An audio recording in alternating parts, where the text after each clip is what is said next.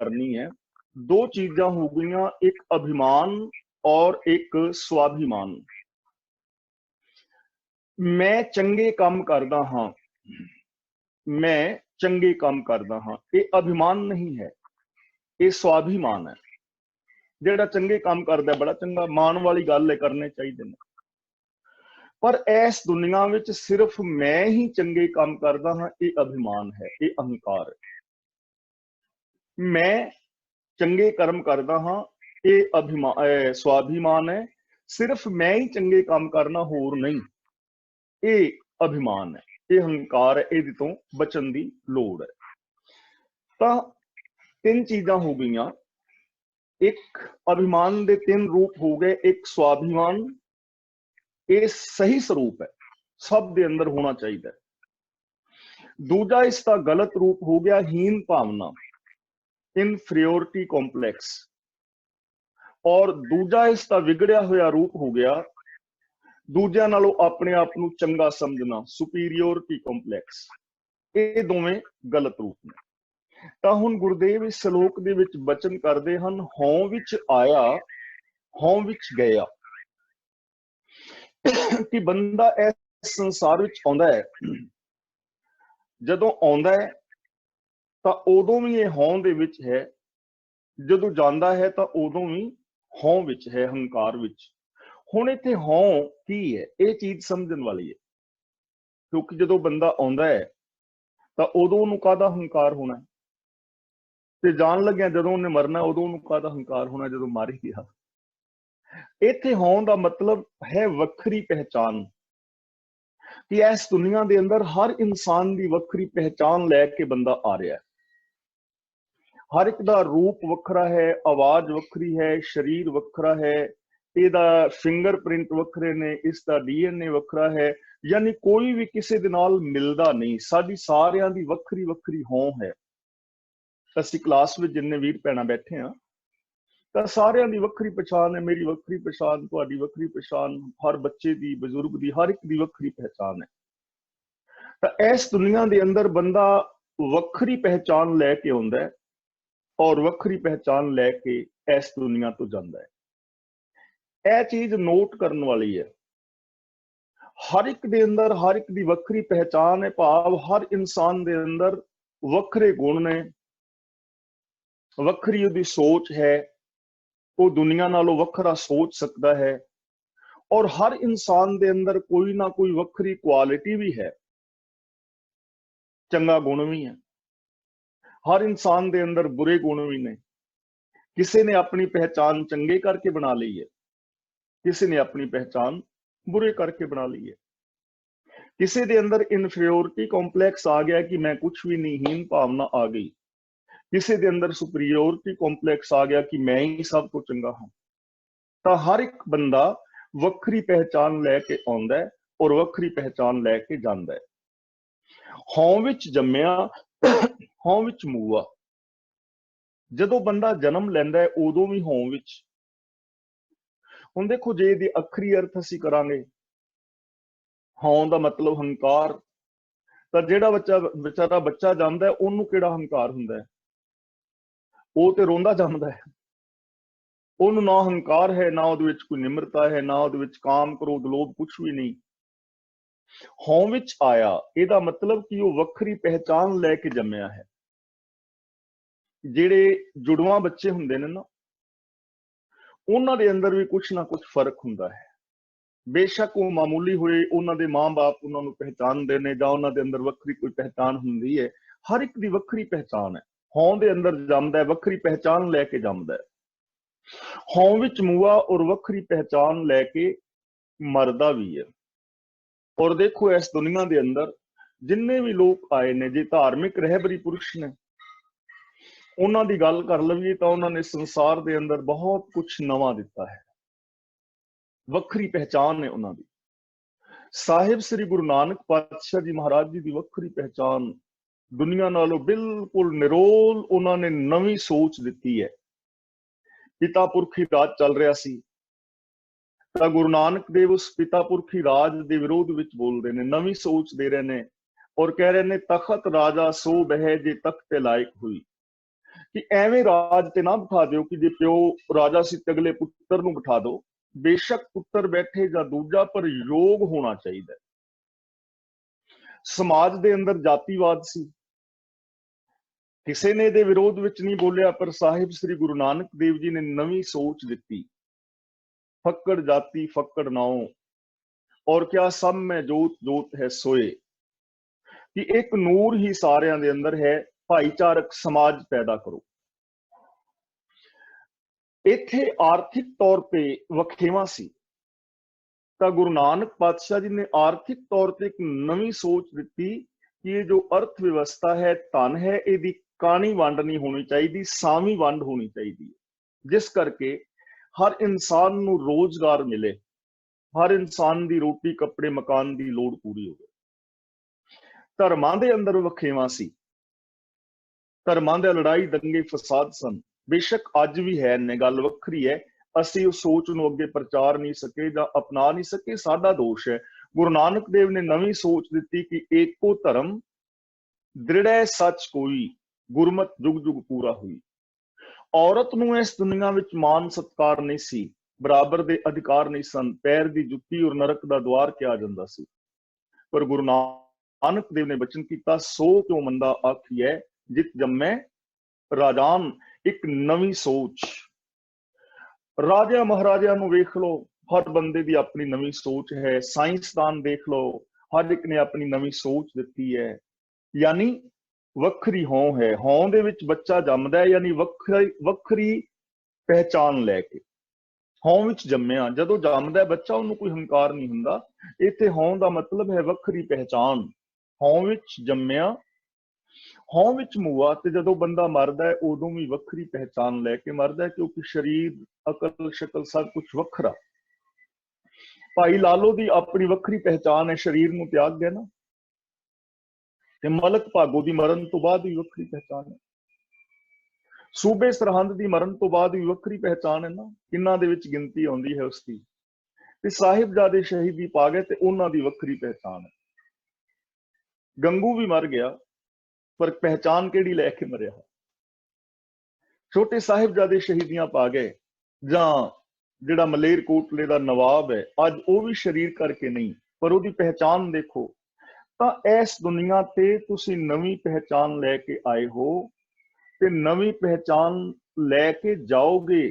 केड़ी पहचान लैके जाना चाहते हो, और केड़ी पहचान दे नाल तुसी जीना चाहते हो, ये डिसाइड असां करना है, ये डिसाइड मैं करना है, ये डिसाइड तुसी आप करना है कि किहो जी पहचान रखनी चाहते हो। तुहाडी हों कैसी होवे, इनफीरियोरिटी कॉम्पलैक्स विच जीना चाहते हो, हीन भावना कि मैं कुछ भी नहीं कर सकता, मैं ते वाधू हाँ, मेरे ते गोडे दुखी जाते ने, मेरा ते सिर पीड़ करी जाता है, मैनूं ते पढ़ाई नहीं आउंदी, मैनूं ते कुछ याद नहीं रहिंदा, मैनूं ते लोग पसंद ही नहीं करते, मैं ते घर दे विच वाधू ही हाँ, इहदे नालों रब चुक ही लवे ते ठीक है। कईयां दी ते इह पहचान है, इनफीरियोरिटी कॉम्पलैक्स।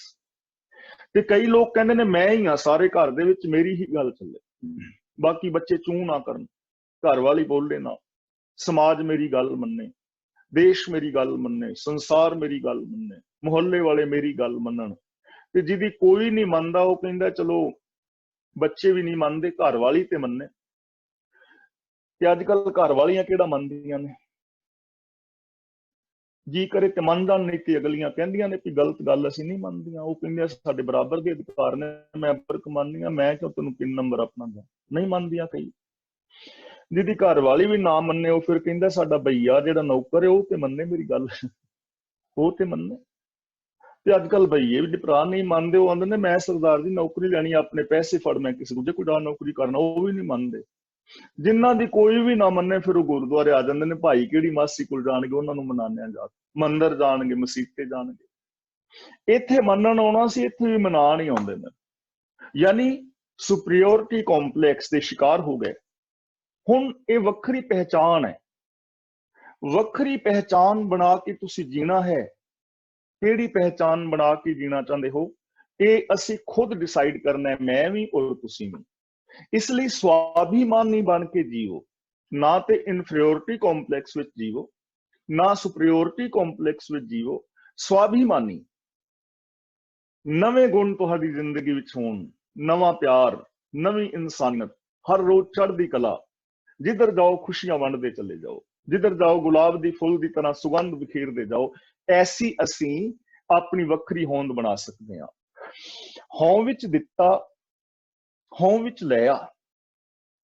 ਜਦੋਂ ਬੰਦਾ ਕੁਝ ਦਿੰਦਾ ਹੈ ਕਿਸੇ ਨੂੰ, ਉਦੋਂ ਇਹਦੀ ਵੱਖਰੀ ਪਹਿਚਾਨ ਹੈ। ਉਹਦੇ ਅੰਦਰ ਕਈ ਵਾਰ ਸੁਪਰੀਓਰਿਟੀ ਕੰਪਲੈਕਸ ਹੈ ਕਿ ਮੈਂ ਦੇ ਰਿਹਾ ਹਾਂ, ਹੰਕਾਰ ਪੈਦਾ ਹੋ ਰਿਹਾ।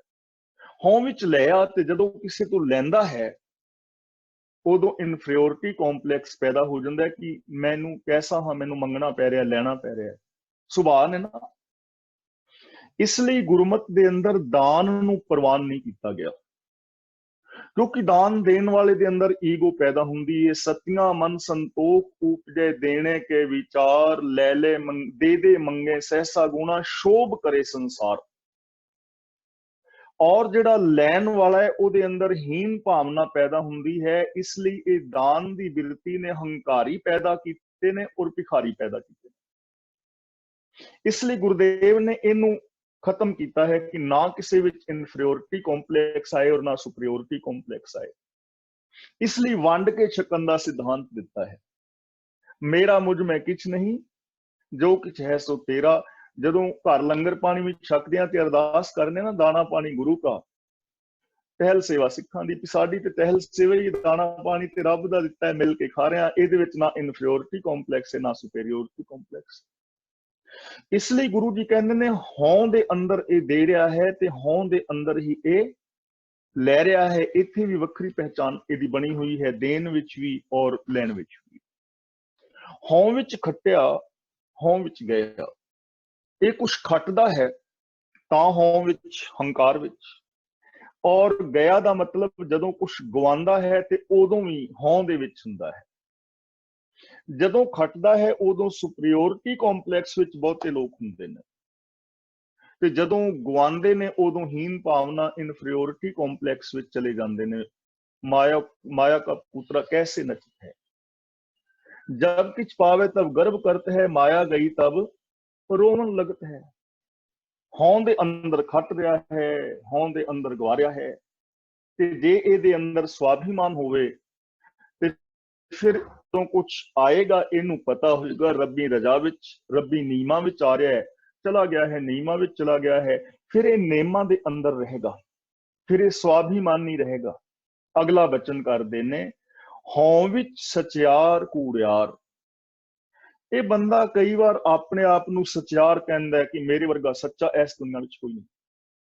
ਉਦੋਂ ਇਹਦੀ ਵੱਖਰੀ ਪਹਿਚਾਨ। ਤੁਸੀਂ ਲੋਕਾਂ ਨੂੰ ਵੇਖਿਆ ਨਾ, ਕਈ ਵਾਰ ਕਹਿੰਦੇ ਨੇ ਮੈਂ ਉਹਦਾ ਅੱਜ ਬੁੱਧੂ ਬਣਾਇਆ, ਉਹਨੂੰ ਪਤਾ ਹੀ ਨਹੀਂ ਲੱਗਾ। ਕੂੜਿਆਰ ਤਾਂ ਵੀ ਹੰਕਾਰ ਵਿੱਚ ਸੱਚ ਬੋਲ ਰਿਹਾ, ਮੇਰੇ ਵਰਗਾ ਸੱਚਾ ਇਸ ਦੁਨੀਆ ਵਿੱਚ ਕੋਈ ਨਹੀਂ। ਝੂਠ ਬੋਲ ਰਿਹਾ ਹੈ ਤਾਂ ਮੇਰੇ ਝੂਠ ਨੂੰ ਕੋਈ ਫੜ ਕੇ ਵਿਖਾਏ। ਮੈਂ ਤੇ ਜੇਬ ਕੱਟਣਾ ਤੇ ਪਤਾ ਹੀ ਨਹੀਂ ਲੱਗਣ ਦਿੰਦਾ, ਮੈਂ ਛਿਆਂ ਦਾ ਕੱਟ ਲਿਆਵਾਂ ਤਾਂ ਨਹੀਂ ਪਤਾ। ਯਾਨੀ ਇਹਦੇ ਅੰਦਰ ਵੀ ਹੰਕਾਰ ਕਰ ਰਿਹਾ ਹੈ। ਕਈਆਂ ਲੋਕਾਂ ਨੂੰ ਮੈਂ ਵੇਖਿਆ, ਮੈਂ ਬੋਤਲ ਸ਼ਰਾਬ ਦੀ ਤੇ ਬਿਨਾਂ ਪਾਣੀ ਪੀਣ ਦੀ ਪੀ ਜਾਂਦਾ, ਯਾਨੀ ਇਸ ਚੀਜ਼ ਦੀ ਉਹਨਾਂ ਨੂੰ ਈਗੋ ਹੈ। ਤਾਂ ਗੁਰੂ ਜੀ ਕਹਿੰਦੇ ਨੇ ਸਚਿਆਰ ਦੀ ਵੱਖਰੀ ਹਉ ਹੈ, ਕੂੜਿਆਰ ਦੀ ਵੱਖਰੀ ਹਉ। ਹਉ ਦਾ ਮਤਲਬ ਪਹਿਚਾਨ। ਵੱਖਰੀ ਪਹਿਚਾਨ ਹੈ ਸਚਿਆਰ ਦੀ ਔਰ ਵੱਖਰੀ ਪਹਿਚਾਨ ਹੈ ਕੂੜਿਆਰ ਦੀ। ਸਚਿਆਰ ਸਚਿਆਰਾਂ ਵਿੱਚ ਜਾ ਰਲਦੇ ਨੇ ਔਰ ਕੂੜਿਆਰ ਕੂੜਿਆਰਾਂ ਵਿੱਚ ਜਾ ਰਲਦੇ ਨੇ। ਕਈ ਵਾਰੀ ਸੱਚ ਬੋਲਣ ਕਰਕੇ ਇਸ ਦੇ ਅੰਦਰ ਸੁਪਰੀਓਰਿਟੀ ਕੰਪਲੈਕਸ ਆ ਜਾਂਦਾ ਹੈ ਤੇ ਕਈ ਵਾਰੀ ਝੂਠ ਫੜੇ ਜਾਣ ਕਰਕੇ ਇਹਦੇ ਅੰਦਰ ਇਨਫੀਰੀਓਰਿਟੀ ਕੰਪਲੈਕਸ ਆ ਜਾਂਦਾ ਹੈ। ਯਾਨੀ ਵੱਖਰੀ ਪਹਿਚਾਨ ਹੈ ਸਚਿਆਰ ਦੀ ਵੀ ਔਰ ਕੂੜਿਆਰ ਦੀ ਵੀ। ਹਉ ਦਾ ਮਤਲਬ ਇੱਥੇ ਵੱਖਰੀ ਪਹਿਚਾਨ। ਅਗਲਾ ਬਚਨ ਕਰਦੇ ਨੇ, ਹਉ ਵਿੱਚ ਪਾਪ ਪੁੰਨ ਵਿਚਾਰ। ਹਉ ਦੇ ਅੰਦਰ ਹੀ ਪੁੰਨ ਦੀ ਵਿਚਾਰ ਕਰਦਾ ਹੈ ਔਰ ਹਉ ਦੇ ਅੰਦਰ ਹੀ ਪਾਪ ਦੀ ਵਿਚਾਰ ਕਰਦਾ ਹੈ। ਯਾਨੀ ਜੋ ਪੁੰਨ ਕਮਾ ਰਿਹਾ ਹੈ ਉਹਦੀ ਵੱਖਰੀ ਪਹਿਚਾਨ ਹੈ ਪੁੰਨੀ ਕਰਕੇ, ਔਰ ਜੋ ਪਾਪ ਕਮਾ ਰਿਹਾ ਹੈ, ਪਾਪ ਦੀ ਵਿਚਾਰ ਕਰ ਰਿਹਾ ਹੈ, ਉਹਦੀ ਵੱਖਰੀ ਹਉ, ਉਹਦੀ ਵੱਖਰੀ ਪਹਿਚਾਨ ਹੈ ਪਾਪ ਕਰਮ ਕਰਕੇ। ਗੁਰਬਾਣੀ ਵਿੱਚ ਹੀ ਵਚਨ ਆਇਆ ਨਾ, ਜੋ ਧਰਮ ਕਮਾਵੇ ਇਸ ਧਰਮ ਨਾ ਹੋਵੇ, ਪਾਪ ਕਮਾਣੇ ਪਾਪੀ ਜਾਣੀਏ। ਧਰਮ ਕਮਾਉਣ ਵਾਲੇ ਨੂੰ ਧਰਮੀ ਔਰ ਪਾਪ ਕਮਾਉਣ ਵਾਲੇ ਨੂੰ ਪਾਪੀ ਕਿਹਾ ਜਾਂਦਾ ਹੈ। ਉਹਨਾਂ ਦੀ ਵੱਖਰੀ ਪਹਿਚਾਨ ਬਣ ਜਾਂਦੀ ਹੈ। यही वक्री हों है। और जैसी फिर हों बन जाती है, जैसे अपने विचार बन जाते ने, जैसा अपना सुभाव बन जाता है, उस तरह ही बंदा फिर अगे अगे कर्म कमाई जाता है, उस लड़ी के अंदर तुरया जाता है। चंगे चंगे काम करी जाते ने, माड़े माड़े, फिर माड़िया नूं माड़ा फल मिलता है, चंगिया नूं चंगा मिलता है। ये लड़ी साडी अपनी है। इसलिए ਅਸੀਂ अपनी कैसी बिरती बनाना चाहते हैं, ये सानू सोच लेना चाहिए। कुछ बच्चे ने, उन्हां दी वक्री पहचान है कि उन्हां दा IQ बहुत वधिया है, वो पढ़ाई दे विच बहुत हुशियार ने, वो 90-95% नंबर लेंदे ने। उन्होंने अपना गोल बनाया होया कि ਅਸੀਂ इन्ने नंबर लेने ने, क्योंकि उन्हां दा अंदर स्वाभिमान है, उन्हां नूं माण है अपने आप ते ਅਸੀਂ लेने ने। उन्हां दी वो वक्री पहचान बन गई है। ਤੇ ਕੁਝ ਬੱਚੇ ਨੇ ਉਹ ਸੋਚਦੇ ਨੇ ਕਿ ਸਾਡੇ ਤੋਂ ਕਿੱਥੇ ਹੋਣਾ ਹੈ, ਉਹ ਨੈਗੇਟਿਵ ਸੋਚਦੇ ਨੇ, ਫੇਲ ਹੋ ਜਾਂਦੇ ਨੇ, ਨੰਬਰ ਘੱਟ ਆਉਂਦੇ ਨੇ। ਹੁਣ ਇਹ ਸਾਡੇ ਤੇ ਡਿਪੈਂਡ ਕਰਦਾ ਹੈ ਕਿ ਬੱਚੇ ਨੇ ਆਪਣੀ ਪਹਿਚਾਨ कैसी बनानी है। जैसा सोचोगे, जैसे बीज बीजोगे, वैसे हो जाओगे। ਇਹਨੂੰ ਕਹਿੰਦੇ ਨੇ ਜੋ ਪਾਵੇ ਭਾਂਡੇ ਵਿੱਚ ਵਸਤ, ਸਾਹ ਨਿਕਲੇ ਕਿਆ ਕੋਈ ਕਰੇ ਵਿਚਾਰਾ। जो सोचोगे, जो ਤੁਹਾਡੇ सबकॉन्शियस माइंड अंदर जाएगा, वो तुहाडे कॉन्शियस माइंड ਨੂੰ सिग्नल देगा, वैसे ही तुसी कर्म करोगे। जे कोई पढ़ाई दे अंदर बच्चा है सोचे कि मेरी याददाश्त तेज है, मैं पढ़ाई विच हुशियार हाँ, मैनू हर गल चेते रहिंदी है, मेरे अंदर चेते रखण दी क्षमता है, मैं सब तो चंगे नंबर लै सकदा हाँ और लवांगा, क्योंकि मेरे अंदर शक्ति है, मेरे अंदर सर्वशक्तिमान प्रभु बैठा है, जिहदे अंदर अनंत शक्तियां ने, मेरे अंदर अनंत ताकतां ने, मेरे दिमाग दे विच अनंत शक्ति है, मैं कर सकदा हां। तां इहनूं कहंदे ने जेहा बीजै सो लुणै। इहनूं कहंदे ने जो मांगे ठाकुर अपने ते, सोई सोई देवे। इहनूं कहंदे ने जे ही सुरत तेहा तिन राह। इहनूं कहंदे ने जैसी इनपुट वैसी आउटपुट। जो तुसी CPU ਦੇ ਅੰਦਰ ਇਨਪੁਟ ਦੋਗੇ, ਸੈਂਟਰਲ ਪ੍ਰੋਸੈਸਿੰਗ ਯੂਨਿਟ ਦੇ ਵਿੱਚੋਂ ਵੈਸੀ ਹੀ ਆਉਟਪੁੱਟ ਆਏਗੀ। ਤੇ ਜੇ ਬੱਚਾ ਸੋਚੇ ਨਹੀਂ ਜੀ ਇਹ ਕਿਤੇ ਸਟੇਜੀ ਗੱਲਾਂ ਨੇ, ਐਸਾ ਕਿੱਥੇ ਹੋ ਸਕਦਾ ਹੈ, ਦੂਜੇ ਬੱਚੇ ਨੰਬਰ ਚੰਗੇ ਲੈਂਦੇ ਨੇ, ਮੇਰੇ ਤੋਂ ਨਹੀਂ ਆਉਣੇ, ਤਾਂ ਉਹਦੇ ਨਹੀਂ ਆਉਣਗੇ, ਕਿਉਂਕਿ ਉਹ ਮੰਗ ਹੀ ਰਿਹਾ ਹੈ, ਉਹਦੀ ਸੁਰਤ ਹੀ ਐਸੀ ਹੈ, ਉਹ ਬੀਜ ਐਸੇ ਬੀਜ ਰਿਹਾ ਹੈ। ਤਾਂ ਗੁਰੂ ਜੀ ਸਾਨੂੰ ਸਮਝਾ ਰਹੇ ਨੇ, ਹਉ ਵਿੱਚ ਪਾਪ ਪੁੰਨ ਵਿਚਾਰ, ਬੰਦਾ ਆਪਣੀ ਵੱਖਰੀ ਪਹਿਚਾਨ ਬਣਾ ਲੈਂਦਾ, ਪਾਪ ਵਾਲੀ ਵੱਖਰੀ ਪਹਿਚਾਨ ਬਣਾ ਲੈਂਦਾ ਹੈ ਪੁੰਨ ਵਾਲੀ। ਹੁਣ ਇਹ ਪੁੰਨ ਔਰ ਪਾਪ ਦੀ ਵਿਚਾਰ ਦੇਖੋ, ਇੱਕ ਤੇ ਉਹ ਹੈ ਕਿ ਜਿਨ੍ਹਾਂ ਨੇ ਪੁੰਨ ਔਰ ਪਾਪ ਦੀ ਵਿਚਾਰ ਹੀ ਬਣਾਈ ਹੋਈ ਹੈ, ਲੇਕਿਨ ਇੱਕ ਉਹ ਨੇ ਜੋ ਸਵਾਭਿਮਾਨੀ ਨੇ, ਇਸ ਪੁੰਨ ਪਾਪ ਦੀ ਵਿਚਾਰ ਤੋਂ ਉੱਤੇ ਨੇ। ਹੁਣ ਜੇ ਅਸੀਂ ਦੇਖਦੇ ਹਾਂ ਜੈਨ ਧਰਮ ਵੱਲ, ਤਾਂ ਉਹ ਕਹਿੰਦੇ ਨੇ ਅਹਿੰਸਾ ਪਰਮੋ ਧਰਮ ਹੈ, ਅਹਿੰਸਾ ਪਰਮ ਧਰਮ ਹੈ। ਉਹਨਾਂ ਵਿੱਚੋਂ ਕੁਝ ਫਿਰਕੇ ਐਸੇ ਨੇ ਜਿਹੜੇ ਰਾਤ ਨੂੰ ਤੁਰਦੇ ਵੀ ਨਹੀਂ, ਪਾਣੀ ਵਿੱਚ ਨਹਾਉਂਦੇ ਨਹੀਂ, ਵਾਲ ਕੱਟਦੇ ਨਹੀਂ, ਸਗੋਂ ਕੱਲਾ ਕੱਲਾ ਵਾਲ ਪੁੱਟਦੇ ਨੇ ਕਿ ਜੂੰ ਜਾਂ ਕੋਈ ਕੀੜਾ ਨਾ ਮਰ ਜਾਏ। ਔਰ ਟਾਇਲਟ ਜਾ ਕੇ ਬਾਹਰ ਖੇਤ ਵਿੱਚ ਉਹਨੂੰ ਵੀ ਫਰੋਲ ਦਿੰਦੇ ਨੇ ਕਿ ਉਹਦੇ ਵਿੱਚ ਕੀੜਾ ਆਦਿਕ ਨਾ ਹੋਵੇ। ਫੂਲ ਫਦੀਹਤ ਨੂੰ ਲੈਣ ਪੜਾਸਾਂ, ਪਾਣੀ ਦੇਖ ਸੰਗਾਹੀ। ਇਹ ਉਹਨਾਂ ਦੀ ਵੱਖਰੀ ਪਹਿਚਾਨ ਬਣ ਗਈ ਨਾ, ਪਾਪ ਵਾਲੀ ਪੁੰਨ ਵਾਲੀ। ਉਹਨਾਂ ਦੀ ਵੱਖਰੀ ਪਹਿਚਾਨ ਹੈ ਕਿ ਇਹ ਪੁੰਨ ਹੈ। ਲੇਕਿਨ ਦੂਜੇ ਪਾਸੇ ਕੁਝ ਲੋਕ ਐਸੇ ਨੇ ਜੋ ਕਹਿੰਦੇ ਨੇ ਕਿ ਮਤਲਬ ਦੇ ਜੀ ਅਸੀਂ ਮੀਟ ਵਗੈਰਾ ਖਾਂਦੇ ਹਾਂ ਤੇ ਕੋਈ ਪਾਪ ਨਹੀਂ, ਇਹ ਪੁੰਨ ਹੈ।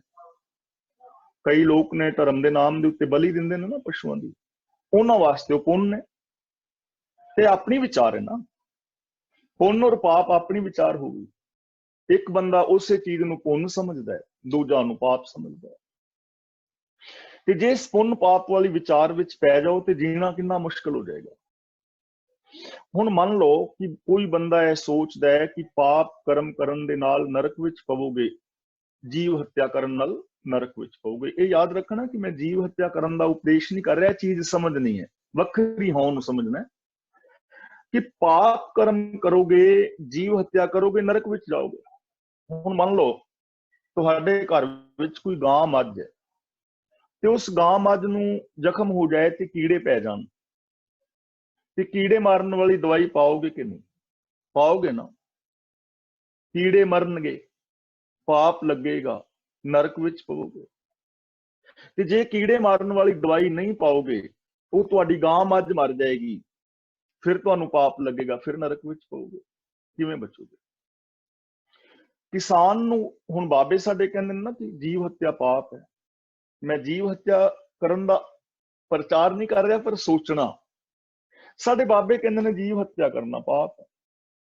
जिहड़ा जीव हत्या करेगा नरक विच जाएगा, पाप लगेगा। किसान हल ना वाए ते फिर की बनेगा? किसान हल वाहंदा है ते किन्ने गंडोए ते कीड़े हल दे थल्ले मरदे ने ना। किसान कीड़ा मार दवाइयां दी स्प्रे ना करे तां फसल पैदा नहीं होएगी।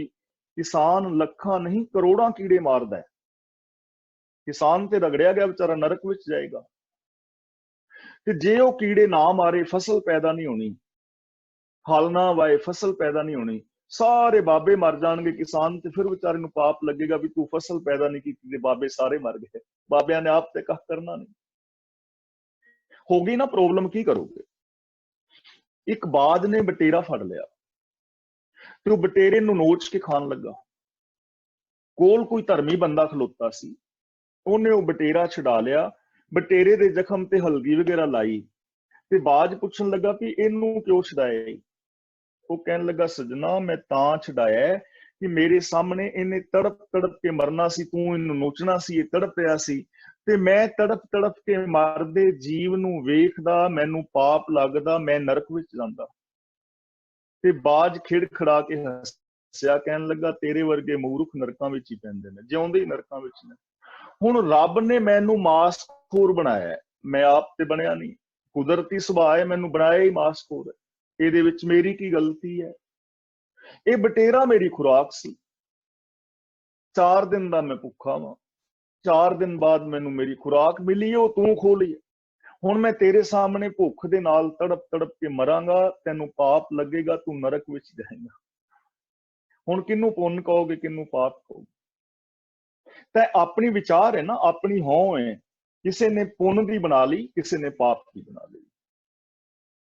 ਤੇ ਜਿਹੜਾ ਅਸਲ ਜਿਹੜਾ ਹਉ ਹੈ ਸਾਡਾ, ਅਸਲ ਜੋ ਜੇ ਇਹਦੀ ਸਹੀ ਵਰਤੋਂ ਕਰੀਏ ਤਾਂ ਉਹ ਇਸ ਤੋਂ ਉਤਲੀ ਗੱਲ ਹੈ ਕਿ ਅਸੀਂ ਆਪਣੇ ਫਰਜ਼ਾਂ ਨੂੰ ਪੂਰੀਆਂ ਕਰਨਾ ਹੈ, ਸੱਚ ਨੂੰ ਆਧਾਰ ਬਣਾ ਕੇ।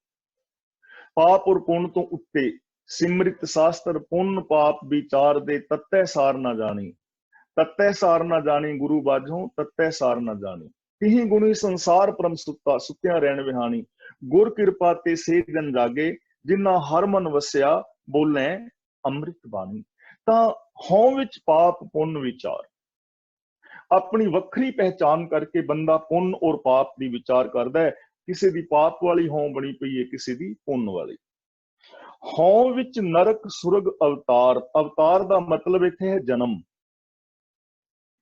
ਨਰਕ ਵਿੱਚ ਔਰ ਸੁਰਗ ਵਿੱਚ, ਨਰਕ ਦੇ ਕੱਕੇ ਨਾਲ ਸਿਹਾਰੀ, ਸਵਰਗ ਦੇ ਗੱਗੇ ਨਾਲ ਸਿਹਾਰੀ, ਨਰਕ ਵਿੱਚ ਔਰ ਸਵਰਗ ਵਿੱਚ। ਇਹ ਬੰਦਾ ਆਪਣੀ ਵੱਖਰੀ ਪਹਿਚਾਨ ਕਰਕੇ ਨਰਕ ਵਿੱਚ ਪੈਂਦਾ ਹੈ ਔਰ ਵੱਖਰੀ ਪਹਿਚਾਨ ਕਰਕੇ ਸਵਰਗ ਵਿੱਚ ਪੈਂਦਾ ਹੈ। ਹੁਣ ਇਹ ਨਰਕ ਔਰ ਸਵਰਗ ਮਰਨ ਤੋਂ ਬਾਅਦ ਨਹੀਂ, ਇਹ ਤੇ ਆਪਾਂ ਪਹਿਲਾਂ ਵਿਚਾਰ ਕਰ ਚੁੱਕੇ ਹਾਂ।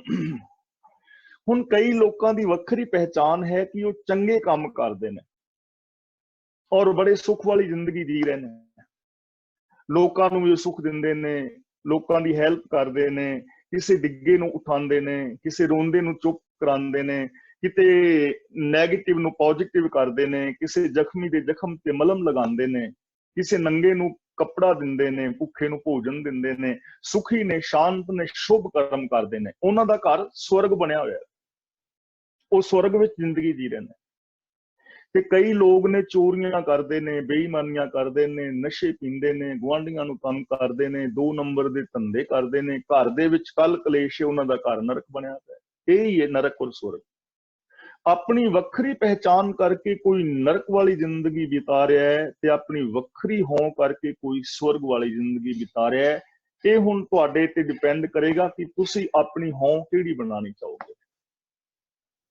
ਤੁਸੀਂ ਇਸ ਹੋਂ ਦੀ, ਆਪਣੀ ਵੱਖਰੀ ਪਹਿਚਾਨ ਦੀ ਵਰਤੋਂ ਕਿਵੇਂ ਦੀ ਕਰੋਗੇ, ਇਹ ਬੰਦੇ ਤੇ ਡਿਪੈਂਡ ਕਰਦਾ ਹੈ। ਆਪਣੀ ਜ਼ਿੰਦਗੀ ਨੂੰ ਨਰਕ ਬਣਾ ਲਓ ਜਾਂ ਸਵਰਗ ਬਣਾ ਲਓ। ਪਤੀ ਪਤਨੀ ਪਿਆਰ ਦੇ ਨਾਲ ਰਹੋ, ਪਤਨੀ ਨੂੰ ਪਤੀ ਦਿਸੇ ਪਰਮੇਸ਼ਰ ਤੇ ਪਤੀ ਨੂੰ ਪਤਨੀ ਦਿਸੇ ਦੇਵੀ, ਦੇਵੀ ਪਰਮੇਸ਼ਰ ਦੀ ਤਰ੍ਹਾਂ ਰਹਿਣ घर बन गया स्वर्ग, ते पति नूं पत्नी दिसे चड़ेल, ते पत्नी नूं पति दिसे भूतना, ते चड़ेल भूतने की तरह रहन, ते नरक बन गया। वक्री पहचान बन गई ना, वक्री हों बन गई। ये हुण साडे ते डिपेंड करता है। ਉਹ ਬੰਦਾ ਜਨਾਨੀ ਲੜਦੇ ਸਨ ਤੇ ਕਿਤੇ ਤੇ ਉਹਨਾਂ ਦਾ ਬੀਬੀ ਦਾ ਪਿਤਾ ਆ ਗਿਆ ਕੁਦਰਤੀ, ਤੇ ਬੀਬੀ ਦੇ ਪਤੀ ਨੇ ਆਪਣੇ ਸਹੁਰੇ ਅੱਗੇ ਸ਼ਿਕਾਇਤ ਕੀਤੀ, ਕਹਿਣ ਲੱਗਾ ਵੀ ਆ ਦੇਖ ਲਓ ਤੁਹਾਡੀ ਬੇਟੀ ਐਵੇਂ ਕਰਦੀ ਹੈ, ਐਵੇਂ ਬੋਲਦੀ ਹੈ, ਵੇਖ ਲਓ ਤੁਹਾਡੇ ਸਾਹਮਣੇ, ਫਿਰ ਮੇਰਾ ਦੋਸ਼ ਕੱਢੋ। ਤੇ ਪਿਓ ਨੇ ਆਖਿਆ ਕੁੜੀਏ ਐਵੇਂ ਨਹੀਂ ਕਰੀਦਾ। ਕਹਿਣ ਲੱਗੀ ਪਾਪਾ ਮੈਂ ਤੇ ਦੁਖੀ ਹੋ ਗਈ ਹਾਂ, ਮੈਂ ਤੇ ਦੁਖੀ ਹੋ ਗਈ ਹਾਂ, ਮੈਂ ਆਨੀਆਂ ਹੈ ਸੱਚੇ ਪਾਤਸ਼ਾਹ ਜਾਂ ਰੱਬ ਮੇਰੇ ਪਤੀ ਨੂੰ ਚੁੱਕ ਲੈ ਤੇ ਜਾਂ ਮੈਨੂੰ ਰੰਡੀ ਕਰ ਦੇ। ਮੈਂ ਤੇ ਰੱਬ ਅੱਗੇ ਅਰਦਾਸ ਕਰਨੀ ਆ, ਜਾਂ ਰੱਬ ਮੇਰੇ ਪਤੀ ਨੂੰ ਚੁੱਕ ਲੈ ਤੇ ਜਾਂ ਮੈਨੂੰ ਰੰਡੀ ਕਰ ਦੇ। ਯਾਨੀ ਮਰੇ ਦੋਵਾਂ ਪਾਸੇ ਪਤੀ ਹੋਈ ਤੇ ਘਰ ਨਰਕ ਹੀ ਬਣੇਗਾ ਨਾ। ਤੇ ਜੇ ਹੋਵੇ ਧਨ ਫਿਰ ਇਹ ਨਾ ਆਖੀਏ ਬਹਿਨ ਇਕੱਠੇ ਹੋਏ, ਏਕ ਜੋਤ ਦੋਏ ਮੂਰਤੀ ਧਨ ਫਿਰ ਕਹੀਏ ਸੋਈ ਘਰ ਸਵਰਗ ਬਣ ਜਾਏਗਾ। ਇਸੇ ਨੂੰ ਕਹਿੰਦੇ ਨੇ ਨਰਕ ਔਰ ਸਵਰਗ। ਤੇ ਸਾਨੂੰ ਉਲਝਾਇਆ ਗਿਆ ਕਿ ਮਰਨ ਤੋਂ ਬਾਅਦ ਤੁਹਾਨੂੰ ਸਵਰਗ ਮਿਲੇਗਾ, 72 ਹੂਰਾਂ ਮਿਲਣਗੀਆਂ। ਇੱਥੇ ਇੱਕ ਘਰ ਵਾਲੀ ਨਾਲ ਨਹੀਂ ਬਣਦੀ ਤਾਂ ਉੱਥੇ 72 ਨਾਲ ਕਿਵੇਂ ਬਣ ਜਾਏ? ਹਾਲ ਕੀ ਹੋ ਜਾਏਗਾ 72 ਜਿੱਥੇ ਹੋਈਆਂ। ਤਾਂ ਕਹਿਣ ਤੋਂ ਮੁਰਾਦ ਇਹ ਜ਼ਿੰਦਗੀ ਨੂੰ ਸਵਰਗ ਬਣਾਓ, ਇਸ ਜ਼ਿੰਦਗੀ ਨੂੰ ਨਰਕ ਬਣਾਓ, ਇਹ ਤੁਹਾਡੇ ਤੇ ਡਿਪੈਂਡ ਕਰਦਾ ਹੈ, ਮੇਰੇ ਤੇ ਡਿਪੈਂਡ ਕਰਦਾ। ਇਹ ਵੱਖਰੀ ਪਹਿਚਾਨ ਹੈ ਕਿਸੇ ਦੀ ਨਰਕ ਵਾਲੀ ਔਰ ਕਿਸੇ ਦੀ ਸਵਰਗ ਵਾਲੀ। ਹਉ ਵਿੱਚ ਹੱਸੈ ਹਉ ਵਿੱਚ ਰੋਵੈ। ਬੰਦਾ ਹਉ ਕਰਕੇ ਆਪਣੀ ਵੱਖਰੀ ਪਹਿਚਾਨ ਕਰਕੇ ਹੱਸ ਰਿਹਾ ਹੈ, ਵੱਖਰੀ ਪਹਿਚਾਨ ਕਰਕੇ ਰੋ ਰਿਹਾ ਹੈ। ਜਿਹੜਾ ਹੱਸ ਰਿਹਾ ਹੈ ਉਹਦੀ ਆਪਣੀ ਵੱਖਰੀ ਹਉ ਹੈ, ਉਹਦੇ ਚੰਗੇ ਕਰਮ ਨੇ, ਚੰਗੀ ਜ਼ਿੰਦਗੀ ਜਿੰਦਾ ਹੈ, ਦਸਾਂ ਨਵਾਂ ਦੀ ਕਿਰਤ ਕਰਦਾ ਹੈ, ਗਿਆਨ ਹਾਸਲ ਕਰਦਾ ਹੈ, ਪੜ੍ਹਾਈ ਕਰਦਾ ਹੈ, ਲੋਕਾਂ ਨਾਲ ਪਿਆਰ ਕਰਕੇ ਲੋਕਾਂ ਤੋਂ ਪਿਆਰ ਪਾਉਂਦਾ ਹੈ ਔਰ ਮਾਣ ਪਾਉਂਦਾ ਹੈ, ਬੌਧਿਕ ਸੁੱਖ ਪਾਉਂਦਾ ਹੈ, ਰੱਬੀ ਗੁਣ ਗਾ ਕੇ ਰੱਬ ਦੇ ਵਿੱਚ ਲੀਨ ਹੁੰਦਾ ਹੈ, ਹੱਸ ਰਿਹਾ ਹੈ, ਖੁਸ਼ ਹੈ। ਤੇ ਦੂਜਾ ਆਪਣੀ ਵੱਖਰੀ ਪਹਿਚਾਨ ਕਰਕੇ ਰੋ ਰਿਹਾ ਹੈ, ਮਾੜੇ ਕਰਮ ਕਰਦਾ ਹੈ, ਈਰਸ਼ਾ ਦਵੇਸ਼ ਵੈਰ ਵਿਰੋਧ ਲੜਾਈ ਦੰਗੇ ਫਸਾਦ, ਉਹ ਰੋ ਰਿਹਾ ਹੈ, ਵੱਖਰੀ ਪਹਿਚਾਨ ਹੈ। ਇਸ ਪਹਿਚਾਨ ਨੂੰ ਹੁਣ ਅਸੀਂ ਆਪ ਬਣਾਉਣਾ ਹੈ, ਹੱਸਣ ਵਾਲੀ ਬਣਾ ਲਓ ਜਾਂ ਰੋਣ ਵਾਲੀ ਬਣਾ ਲਓ। ਤੁਸੀਂ ਇਹ ਸੰਸਾਰ, ਇਹ ਜ਼ਿੰਦਗੀ ਕੀ ਹੈ? ਤੁਸੀਂ ਸ਼ੀਸ਼ੇ ਦੇ ਅੱਗੇ ਖਲੋਵੋ ਔਰ ਸ਼ੀਸ਼ੇ ਦੇ ਅੱਗੇ ਖਲੋ ਕੇ ਥੋੜਾ ਜਿਹਾ ਮੁਸਕਰਾਓ, ਥੋੜਾ ਜਿਹਾ ਮੁਸਕਰਾਓ। ਤੁਹਾਡੇ ਸਾਹਮਣੇ ਖਲੋਤਾ ਬੰਦਾ ਵੀ ਮੁਸਕਰਾਉਣ ਲੱਗ ਜਾਏਗਾ। ਜੋ ਸ਼ੀਸ਼ੇ ਵਿੱਚ ਤੁਹਾਡੇ ਸਾਹਮਣੇ ਹੈ ਮੁਸਕਰਾਏਗਾ, ਤੇ ਤੁਸੀਂ ਰੋਵੋ ਤੇ ਫਿਰ ਉਹ ਵੀ ਰੋਏਗਾ। ਹੁਣ ਦੇਖ ਲਓ ਕਿ ਤੁਸੀਂ ਰੋਣਾ ਚਾਹੁੰਦੇ ਹੋ ਕਿ ਮੁਸਕਰਾਉਣਾ ਚਾਹੁੰਦੇ ਹੋ। ਇਹ ਸੰਸਾਰ ਇੱਕ ਸ਼ੀਸ਼ਾ ਹੈ। ਜੇ ਇਸ ਦੁਨੀਆ ਵੱਲ ਮੁਸਕਰਾਓਗੇ ਦੁਨੀਆ ਮੁਸਕਰਾਏਗੀ। ਲੋਕ ਨੇ ਨਾ, ਤੁਸੀਂ ਸੈਰ ਕਰਨ ਜਾਂਦੇ, ਗੋਰੇ ਨੇ ਜਾਂ ਦੂਜਾ ਕੋਈ ਵੀ ਮਿਲੇ, ਥੋੜਾ ਮੁਸਕਰਾਓ, ਉਹ ਵੀ ਮੁਸਕਰਾਉਣਗੇ ਤੁਹਾਡੇ ਵੱਲ। ਤੇ ਰੋਂਦੂ ਜਿਹਾ ਮੂੰਹ ਬਣਾ ਕੇ ਲੰਘੀ ਫਿਰ ਅਗਲਾ ਕਹਿੰਦਾ ਮੈਂ ਤੇਰੇ ਤੋਂ ਦਾਣੇ ਲੈਣੇ ਨੇ, ਰੋਂਦਾ। ਫਿਰ ਮੁਸਕਰਾਓਗੇ ਦੁਨੀਆ ਤੁਹਾਡੇ ਨਾਲ ਮੁਸਕਰਾਏਗੀ, ਰੋਵੋਗੇ ਸ਼ਾਇਦ ਤੁਹਾਨੂੰ ਕੱਲਿਆਂ ਰੋਣਾ ਪਵੇ, ਤੁਹਾਡੇ ਨਾਲ ਕੋਈ ਰੋਏਗਾ ਨਹੀਂ, ਰੋਣ ਵਾਲੇ ਵਾਧੂ ਆ ਜਾਣ। ਤਾਂ ਇਹ ਵੱਖਰੀ ਪਹਿਚਾਨ ਹੈ ਹਰ ਇਨਸਾਨ ਦੀ। ਕੋਈ ਆਪਣੀ ਵੱਖਰੀ ਹਉ ਕਰਕੇ ਰੋ ਰਿਹਾ ਹੈ, ਕੋਈ ਆਪਣੀ ਵੱਖਰੀ ਪਹਿਚਾਨ ਕਰਕੇ ਹੱਸ ਰਿਹਾ ਹੈ। ਹਉ ਵਿੱਚ ਭਰੀਐ ਹਉ ਵਿੱਚ ਧੋਵੈ। ਵੱਖਰੀ ਪਹਿਚਾਨ ਕਰਕੇ ਭਰੀਏ ਦਾ ਮਤਲਬ ਬੰਦਾ ਆਪਣੀ ਮੱਤ ਨੂੰ ਪਾਪਾਂ ਨਾਲ ਭਰ ਲੈਂਦਾ ਹੈ, ਤੇ ਵੱਖਰੀ ਪਹਿਚਾਨ ਹੈ ਕਿ ਕੋਈ ਆਪਣੀ ਮੱਤ ਨੂੰ ਧੋ ਲੈਂਦਾ ਹੈ। ਦੇਖੋ ਸ਼ੇਖ ਸੱਜਣ, ਉਹਦੀ ਇੱਕ ਵੱਖਰੀ ਪਹਿਚਾਨ ਸੀ, ਕਤਲ ਕਰਨਾ, ਲੋਕਾਂ ਨੂੰ ਲੁੱਟਣਾ, ਮੱਤ ਨੂੰ ਉਹਨੇ ਭਰ ਲਿਆ ਪਾਪਾਂ ਦੇ ਨਾਲ। ਪਰ ਜਦੋਂ ਗੁਰੂ ਨਾਨਕ ਦੇਵ ਜੀ ਮਿਲੇ, ਉਹਨੂੰ ਗੱਲ ਸਮਝ ਆਈ ਤੇ ਪਾਪਾਂ ਭਰੀ ਮੱਤ ਨੂੰ ਉਹਨੇ ਧੋ ਲਿਆ। ਉਹਦੀ ਫਿਰ ਬਾਅਦ ਦੇ ਵਿੱਚ ਵੱਖਰੀ ਪਹਿਚਾਨ ਬਣ ਗਈ। ਉਹੀ ਠੱਗ ਸੱਜਣ ਗੁਰੂ ਕਾ ਭਾਈ ਸੱਜਣ ਬਣ ਗਿਆ, ਵੱਖਰੀ ਹੋ ਗਈ ਨਾ। ਕੌਡਾ ਭੀਲ ਵੱਖਰੀ ਪਹਿਚਾਨ ਹੈ, ਲੋਕਾਂ ਨੂੰ ਤੇਲ ਦੇ ਕੜਾਹਿਆਂ ਵਿੱਚ ਤਲ ਤਲ ਕੇ ਖਾਂਦਾ, ਮਾਰਦਾ। ਤੇ ਉਸੇ ਕੌਡੇ ਦੀ ਵੱਖਰੀ ਪਹਿਚਾਨ ਬਣ ਗਈ, ਗੁਰੂ ਕਾ ਭਾਈ ਹੋ ਗਿਆ, ਸਿੱਖ ਪ੍ਰਚਾਰਕ ਹੋ ਗਿਆ ਹੈ। ਭੂਮੀਆਂ ਹੋਰ ਅਨੇਕਾਂ ਲੋਕ ਲੈ ਲਓ, ਸਾਡੇ ਸਮਾਜ ਵਿੱਚ ਵੇਖ ਲਓ ਕਿੰਨੇ ਲੋਕ ਸਨ ਜਿਹੜੇ ਪਹਿਲਾਂ ਸ਼ਰਾਬ ਆਦਿ ਪੀਂਦੇ ਸਨ, ਵਿਕਾਰ ਕਮਾਉਂਦੇ ਸਨ, ਪਰ ਉਹ ਅੱਜ ਬੜੇ ਚੰਗੇ ਇਨਸਾਨ ਨੇ। ਉਹਨਾਂ ਨੇ ਛੱਡ ਦਿੱਤਾ ਸਭ ਕੁਛ, ਬਹੁਤ ਚੰਗੇ ਇਨਸਾਨ ਬਣ ਗਏ।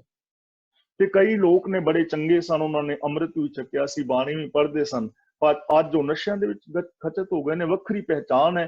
ਕੋਈ ਬੰਦਾ ਹੋਂਦ ਦੇ ਅੰਦਰ ਆਪਣੀ ਵੱਖਰੀ ਪਹਿਚਾਨ ਕਰਕੇ ਆਪਣੀ ਮੱਤ ਨੂੰ ਧੋ ਲੈਂਦਾ ਹੈ, ਪਰ ਇਹ ਮਤ ਪਾਪਾਂ ਕੇ ਸੰਗ ਉਹ ਧੋਪੈ ਨਾਵੇਂ ਕੇ ਰੰਗ। ਤੇ ਕਿਸੇ ਦੀ ਵੱਖਰੀ ਪਹਿਚਾਨ ਹੈ ਕਿ ਉਹ ਆਪਣੀ ਮੱਤ ਨੂੰ ਪਾਪਾਂ ਔਰ ਵਿਕਾਰਾਂ ਦੇ ਨਾਲ ਭਰ ਲੈਂਦਾ ਹੈ। ਦੋਵੇਂ ਸੱਚਾਈਆਂ ਨੇ,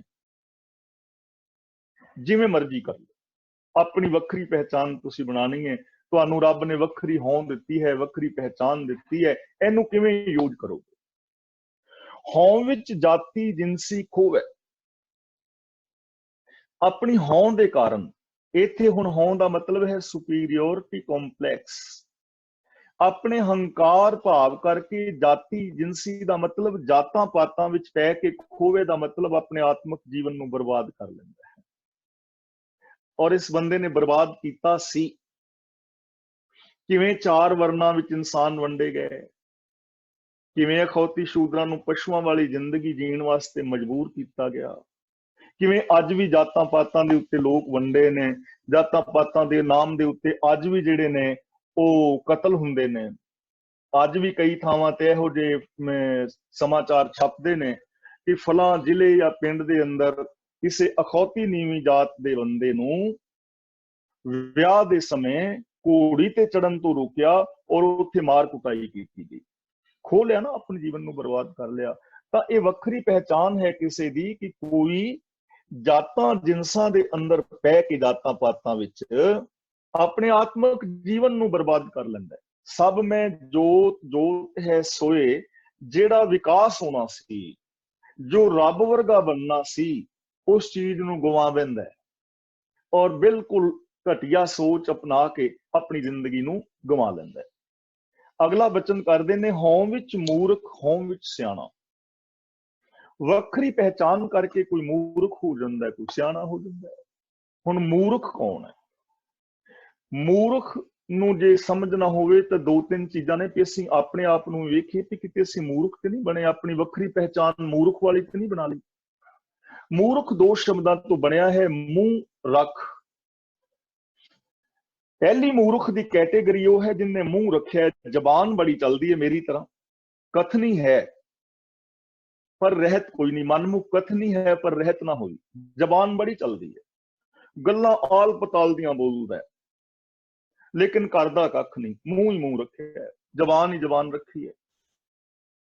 ਦੂਜਾ ਮੂੰਹ ਰੱਖ, ਮੂੰਹ ਹੀ ਮੂੰਹ ਰੱਖਿਆ, ਖਾਣ ਹੀ ਖਾਣ ਰੱਖਿਆ ਹੈ, ਸਵੇਰ ਤੋਂ ਲੈ ਕੇ ਸ਼ਾਮ ਤੱਕ ਖਾਂਦਾ ਹੈ, ਕਰਦਾ ਕੱਖ ਨਹੀਂ। ਸਮਾਜ ਤੋਂ ਧੀਆਂ ਪੁੱਤਰ ਭੈਣ ਭਰਾ ਜ਼ਮੀਨ ਜਾਇਦਾਦ ਧਨ ਦੌਲਤ ਅੰਬਾਰ ਸੁੱਖ ਲੈ ਨੇ, ਸੁੱਖਾਂ ਦੇ ਅੰਬਾਰ, ਪਰ ਸਮਾਜ ਵਾਸਤੇ ਕੁਝ ਵੀ ਨਹੀਂ ਕੀਤਾ। ਜੇ ਸਾਡੇ ਤੋਂ ਪੁੱਛੀਏ ਕਿ ਤੁਹਾਨੂੰ ਸਮਾਜ ਵਿੱਚੋਂ ਇੰਨਾ ਕੁਝ ਮਿਲਿਆ, ਤੁਸੀਂ ਇੰਨਾ ਕੁਝ ਲਿਆ, ਤੁਹਾਡੀ ਦੇਣ ਕੀ ਹੈ ਸਮਾਜ ਨੂੰ? ਕੀ ਦੇਣ ਹੈ? ਤੇ ਦੇਣ ਤੇ ਕੁਝ ਵੀ ਨਹੀਂ। ਸਾਡੀ ਦੇਣ ਤੇ ਹੀ ਅਸੀਂ ਸਮਾਜ ਦੀ ਝੋਲੀ ਈਰਖਾ ਦਵੇਸ਼ ਪਾਇਆ, ਅੰਧ ਵਿਸ਼ਵਾਸ ਫੈਲਾਏ ਨੇ, ਜਾਤ ਪਾਤ ਫੈਲਾਈ ਹੈ, 2 ਨੰਬਰ ਦੇ ਧੰਦੇ ਫੈਲਾਏ ਨੇ, ਲੜਾਈ ਦੰਗੇ ਫਸਾਦ ਫੈਲਾਏ ਨੇ। ਅਸੀਂ ਇਸ ਸਮਾਜ ਦੀ ਝੋਲੀ ਵਿੱਚ ਐਟਮ ਬੰਬ ਪਾਏ ਨੇ, ਮਿਜ਼ਾਈਲਾਂ ਪਾਈਆਂ ਨੇ, ਤੋਪਾਂ ਪਾਈਆਂ ਨੇ, ਇਹੀ ਪਾਇਆ। ਚੰਦ ਲੋਕ ਨੇ ਜਿਨ੍ਹਾਂ ਦੀ ਇਸ ਸਮਾਜ ਨੂੰ ਦੇਣ ਹੈ ਚੰਗੀ। ਗੁਰੂ ਨਾਨਕ ਦੇਵ ਜੀ ਮਹਾਰਾਜ ਦੀ ਕਿੱਡੀ ਵੱਡੀ ਦੇਣ ਹੈ। ਡਾਕਟਰ ਇੰਜੀਨੀਅਰ ਵਿਗਿਆਨਿਕ ਮਨੋਵਿਗਿਆਨਿਕ ਕਿੱਡੀ ਵੱਡੀ ਦੇਣ ਹੈ। ਅੱਜ ਡਾਕਟਰ ਲੋਕ ਆਪਣੀ ਜਾਨ ਹੀਲ ਕੇ ਤੇ ਕਰੋਨਾ ਦੇ ਨਾਲ ਲੜ ਰਹੇ ਨੇ, ਲੋਕਾਂ ਦੀ ਜਾਨ ਬਚਾਉਣ ਲਈ ਆਪਣੀ ਜਾਨ ਗਵਾ ਰਹੇ ਨੇ। ਤੇ ਜਿਹੜੇ ਸਾਡੇ ਬਾਬੇ ਸੀ, ਜਿਹੜੇ ਕਹਿੰਦੇ ਸੀ ਤੁਹਾਡਾ ਲੋਕ ਪਰਲੋਕ ਸਵਾਰ ਦੇਾਂਗੇ, ਸਵਾਰਨਾ ਤੇ ਕੀ, ਉਹ ਆਪ ਡਰਦੇ ਨੇ। ਜਿਹੜੇ ਦਿੰਦੇ ਸਨ ਨਾ ਆਸ਼ੀਰਵਾਦ, ਤੇ ਉਹਨਾਂ ਨੂੰ ਕਹੋ ਬਾਬਾ ਜੀ ਮੈਨੂੰ ਕਰੋਨਾ ਆਸ਼ੀਰਵਾਦ ਦਿਓ, ਬਾਬੇ ਭੱਜ ਜਾਣਗੇ। ਬਿਲਕੁਲ ਉਹਨੂੰ ਕਹੋ ਬਾਬਾ ਜੀ ਪੈਰਾਂ ਨੂੰ ਮੱਥਾ ਹੀ ਟੇਕ ਲੈਣ ਦਿਓ, ਮੈਨੂੰ ਕਰੋਨਾ ਹੈ, ਕੌਣ ਲਾਣ ਦੇਗਾ ਹੱਥ ਤੁਹਾਨੂੰ? ਨਹੀਂ ਨਾ। ਤਾਂ ਗੁਰੂ ਪਾਤਸ਼ਾਹ ਜੀ ਕਹਿੰਦੇ ਨੇ ਕਿ ਇਹ ਮੂਰਖ ਔਰ ਸਿਆਣਾ। ਦੂਜਾ ਮੂਰਖ ਮੈਂ ਕਹਿ ਰਿਹਾ ਸਾਂ ਉਹ ਹੈ ਜਿਹਨੇ ਮੂੰਹ ਹੀ ਮੂੰਹ ਰੱਖਿਆ, ਖਾਣ ਖਾਣ ਰੱਖਿਆ, ਦੇਣ ਕੋਈ ਨਹੀਂ। ਤੇ ਤੀਜਾ ਮੂਰਖ ਦੀ ਕੈਟੇਗਰੀ ਹੈ ਮੂੰਹ ਰੱਖ, ਜਿਹੜਾ ਕੇਵਲ ਮੂੰਹ ਰੱਖਦਾ। ਤੁਹਾਡੇ ਸਾਹਮਣੇ ਤੁਹਾਡੀ ਸਿਫਤ ਤੇ ਤੁਹਾਡੇ ਜਾਣ ਤੋਂ ਬਾਅਦ ਤੁਹਾਡੀ ਬੇਇੱਜ਼ਤੀ। ਤੁਸੀਂ ਕੋਲ ਬੈਠੇ ਹੋ, भाई साहब क्या बात, तुसी बड़े वधिया बंदे हो, किन्ना तुहाडा चंगा सुभाव है, किन्ना तुहाडी मिठी बोली है, ते तुसी चले गए ते नाल दे नाल ही पिछों अगला कहंदा चवल सी, एवें कोई नहीं मूंह ते कहना पैंदा सी। यानी मूंह रख, चापलूसी, सच नूं सच नहीं कहना, झूठ नूं झूठ नहीं कहना। ਉਹ ਤਿੰਨ ਕੈਟੇਗਰੀ ਨੇ ਮੂਰਖ ਦੀਆਂ। ਜਿਹੜਾ ਬੰਦਾ ਕੇਵਲ ਜ਼ਬਾਨ ਚਲਾਉਂਦਾ ਹੈ, ਕਥਨੀ ਕਰਨੀ ਦਾ ਪੂਰਾ ਨਹੀਂ, ਉਹ ਮੂਰਖ ਹੈ। ਤੀਜਾ ਬੰਦਾ ਜਿਸਨੇ ਖਾਣ ਹੀ ਖਾਣ ਰੱਖਿਆ, ਸਮਾਜ ਨੂੰ ਕੋਈ ਦੇਣ ਨਹੀਂ, ਮੂਰਖ ਹੈ। ਦੂਜਾ ਬੰਦਾ ਜਿਹੜਾ ਹੈ ਉਹ, ਤੇ ਤੀਜਾ ਬੰਦਾ ਜਿਹੜਾ ਮੂੰਹ ਰੱਖਣੀ ਕਰਦਾ ਹੈ, ਸੱਚ ਨੂੰ ਸੱਚ ਨਹੀਂ ਕਹਿੰਦਾ, ਝੂਠ ਨੂੰ ਝੂਠ ਨਹੀਂ ਕਹਿੰਦਾ, ਉਹ ਮੂਰਖ। ਹੁਣ ਇਹ ਵੱਖਰੀ ਹੋਣ ਨਾ ਕਿਸੇ ਦੀ, ਆਪਣੀ ਸ਼ਖਸੀਅਤ ਬਣਾ ਲਈ ਕਿਸੇ ਨੇ ਮੂਰਖਾਂ ਵਾਲੀ, ਤੇ ਕਿਸੇ ਨੇ ਆਪਣੀ ਸ਼ਖਸੀਅਤ ਸਿਆਣਿਆਂ ਵਾਲੀ ਬਣਾ ਲਈ ਹੈ। ਜਦੋਂ ਉਹ ਕਿਸੇ ਨੂੰ ਸਲਾਹ ਦੇਣਗੇ, ਚੰਗੀ ਦੇਣਗੇ। ਕਿਸੇ ਦਾ ਬੱਚਾ ਜੇ ਗਲਤ ਕਰਦਾ ਹੋਵੇ, ਉਹਨੂੰ ਬੜੇ ਪਿਆਰ ਨਾਲ ਗਲੇ ਲਾ ਕੇ ਸਮਝਾਣਗੇ, ਬੇਟਾ ਜਾਂ ਬੇਟੀ ਐਵੇਂ ਨਹੀਂ ਕਰੀਦਾ, ਆਪਣਾ ਆਪਣੇ ਮਾਂ-ਬਾਪ ਦਾ ਨਾਮ ਰੋਸ਼ਨ ਕਰੀਦਾ। ਧੀਏ ਬੇਟਾ ਸਕੂਲੇ ਜਾਇਆ ਕਰ, ਸਕੂਲੇ ਪੜਿਆ ਕਰ, ਨਾਮ ਰੋਸ਼ਨ ਕਰ, ਚੰਗਾ ਇਨਸਾਨ ਬਣ, ਚੰਗੀ ਸਲਾਹ ਦੇਣਗੇ। ਤੇ ਜਿਹੜੇ ਮੂਰਖਾਂ ਵਾਲੇ ਨੇ ਉਹ ਕਹਿਣਗੇ ਆ ਤੂੰ ਸ਼ਰਾਬ ਪੀ। ਇਹ ਸ਼ਖਸੀਅਤ ਵੱਖਰੀ, ਹੋਂ ਵਿੱਚ ਮੂਰਖ, ਹੋਂ ਵਿੱਚ ਸਿਆਣਾ, ਮੋਖ ਮੁਕਤ ਕੀ ਸਾਰ ਨਾ ਜਾਣਾ। ਹੁਣ ਇਸ ਵੱਖਰੀ ਸ਼ਖਸੀਅਤ ਕਰਕੇ ਵੱਖਰੀ ਵੱਖਰੀ ਹੋਂ ਦੇ ਵਿੱਚ ਬੰਦਾ ਫਸਿਆ ਹੈ। ਕੋਈ ਇਨਫੀਰੀਓਰਿਟੀ ਕੰਪਲੈਕਸ ਦੇ ਵਿੱਚ ਫਸਿਆ ਹੈ ਤੇ ਕੋਈ ਸੁਪਰੀਓਰਿਟੀ ਕੰਪਲੈਕਸ ਵਿੱਚ ਫਸਿਆ ਹੋਇਆ ਹੈ। ਮੋਖ ਮੁਕਤ ਕੀ ਸਾਰ ਨਾ ਜਾਣਾ, ਇਹਦੇ ਵਿੱਚੋਂ ਮੁਕਤੀ ਹਾਸਲ ਕਿਵੇਂ ਕਰਨੀ ਹੈ, ਸਵਾਭਿਮਾਨੀ ਕਿਵੇਂ ਹਾਸਲ ਕਰਨੀ ਹੈ, ਇਹਦੀ ਸਾਰ ਨੂੰ ਨਹੀਂ ਕੋਈ ਜਾਣਦਾ। ਇਹ ਪ੍ਰੋਬਲਮ ਹੈ। ਕੋਈ ਇਨਫੀਰੀਓਰਿਟੀ ਕੰਪਲੈਕਸ ਵਿੱਚ ਜੀ ਰਿਹਾ, ਕੋਈ ਸੁਪਰੀਓਰਿਟੀ ਕੰਪਲੈਕਸ ਵਿੱਚ ਜੀ ਰਿਹਾ। ਇਹਦੇ ਵਿੱਚੋਂ ਨਿਕਲਣਾ ਕਿਵੇਂ ਹੈ? ਇਹ ਦੋਵੇਂ ਮਾਨਸਿਕ ਰੋਗ ਨੇ, ਇਹਨਾਂ ਚੋਂ ਬਚਣਾ ਕਿਵੇਂ ਹੈ? ਇਹਦੀ ਸਾਰ ਨਹੀਂ ਜਾਣਦਾ ਬੰਦੇ ਨੂੰ, ਇਹਦੀ ਕਦਰ ਨਹੀਂ, ਇਹਦੀ ਸਮਝ ਨਹੀਂ ਕਿ ਮੈਂ ਹੀਨ ਭਾਵਨਾ ਚੋਂ ਕਿਵੇਂ ਨਿਕਲਾਂ ਔਰ ਮੈਂ ਇਸ ਈਗੋ ਵਾਲੇ ਹੰਕਾਰ ਦੇ ਵਿੱਚੋਂ ਕਿਵੇਂ ਨਿਕਲਾਂ, ਇਹਦੀ ਬੰਦਾ ਸਾਰ ਨਹੀਂ ਜਾਣ ਰਿਹਾ। ਹੁਣ ਅਗਲਾ ਬਚਨ ਕਰਦੇ ਨੇ, ਹੋਂ ਵਿੱਚ ਮਾਇਆ, ਹੋਂ ਵਿੱਚ ਛਾਇਆ। ਹੋਂ ਦਾ ਮਤਲਬ ਵੱਖਰੀ ਪਹਿਚਾਨ, ਛਾਇਆ ਦਾ ਮਤਲਬ ਹੁੰਦਾ ਹੈ ਅਸਰ ਹੋ ਜਾਣਾ, ਪਰਛਾਏ ਹੇਠ ਜੀਣਾ, ਸਾਏ ਹੇਠ ਜੀਣਾ। ਆਪਣੀ ਵੱਖਰੀ ਪਹਿਚਾਨ ਦੇ ਕਾਰਨ ਬੰਦਾ ਮਾਇਆ ਦੇ ਸਾਏ ਹੇਠ ਜੀਂਦਾ ਹੈ।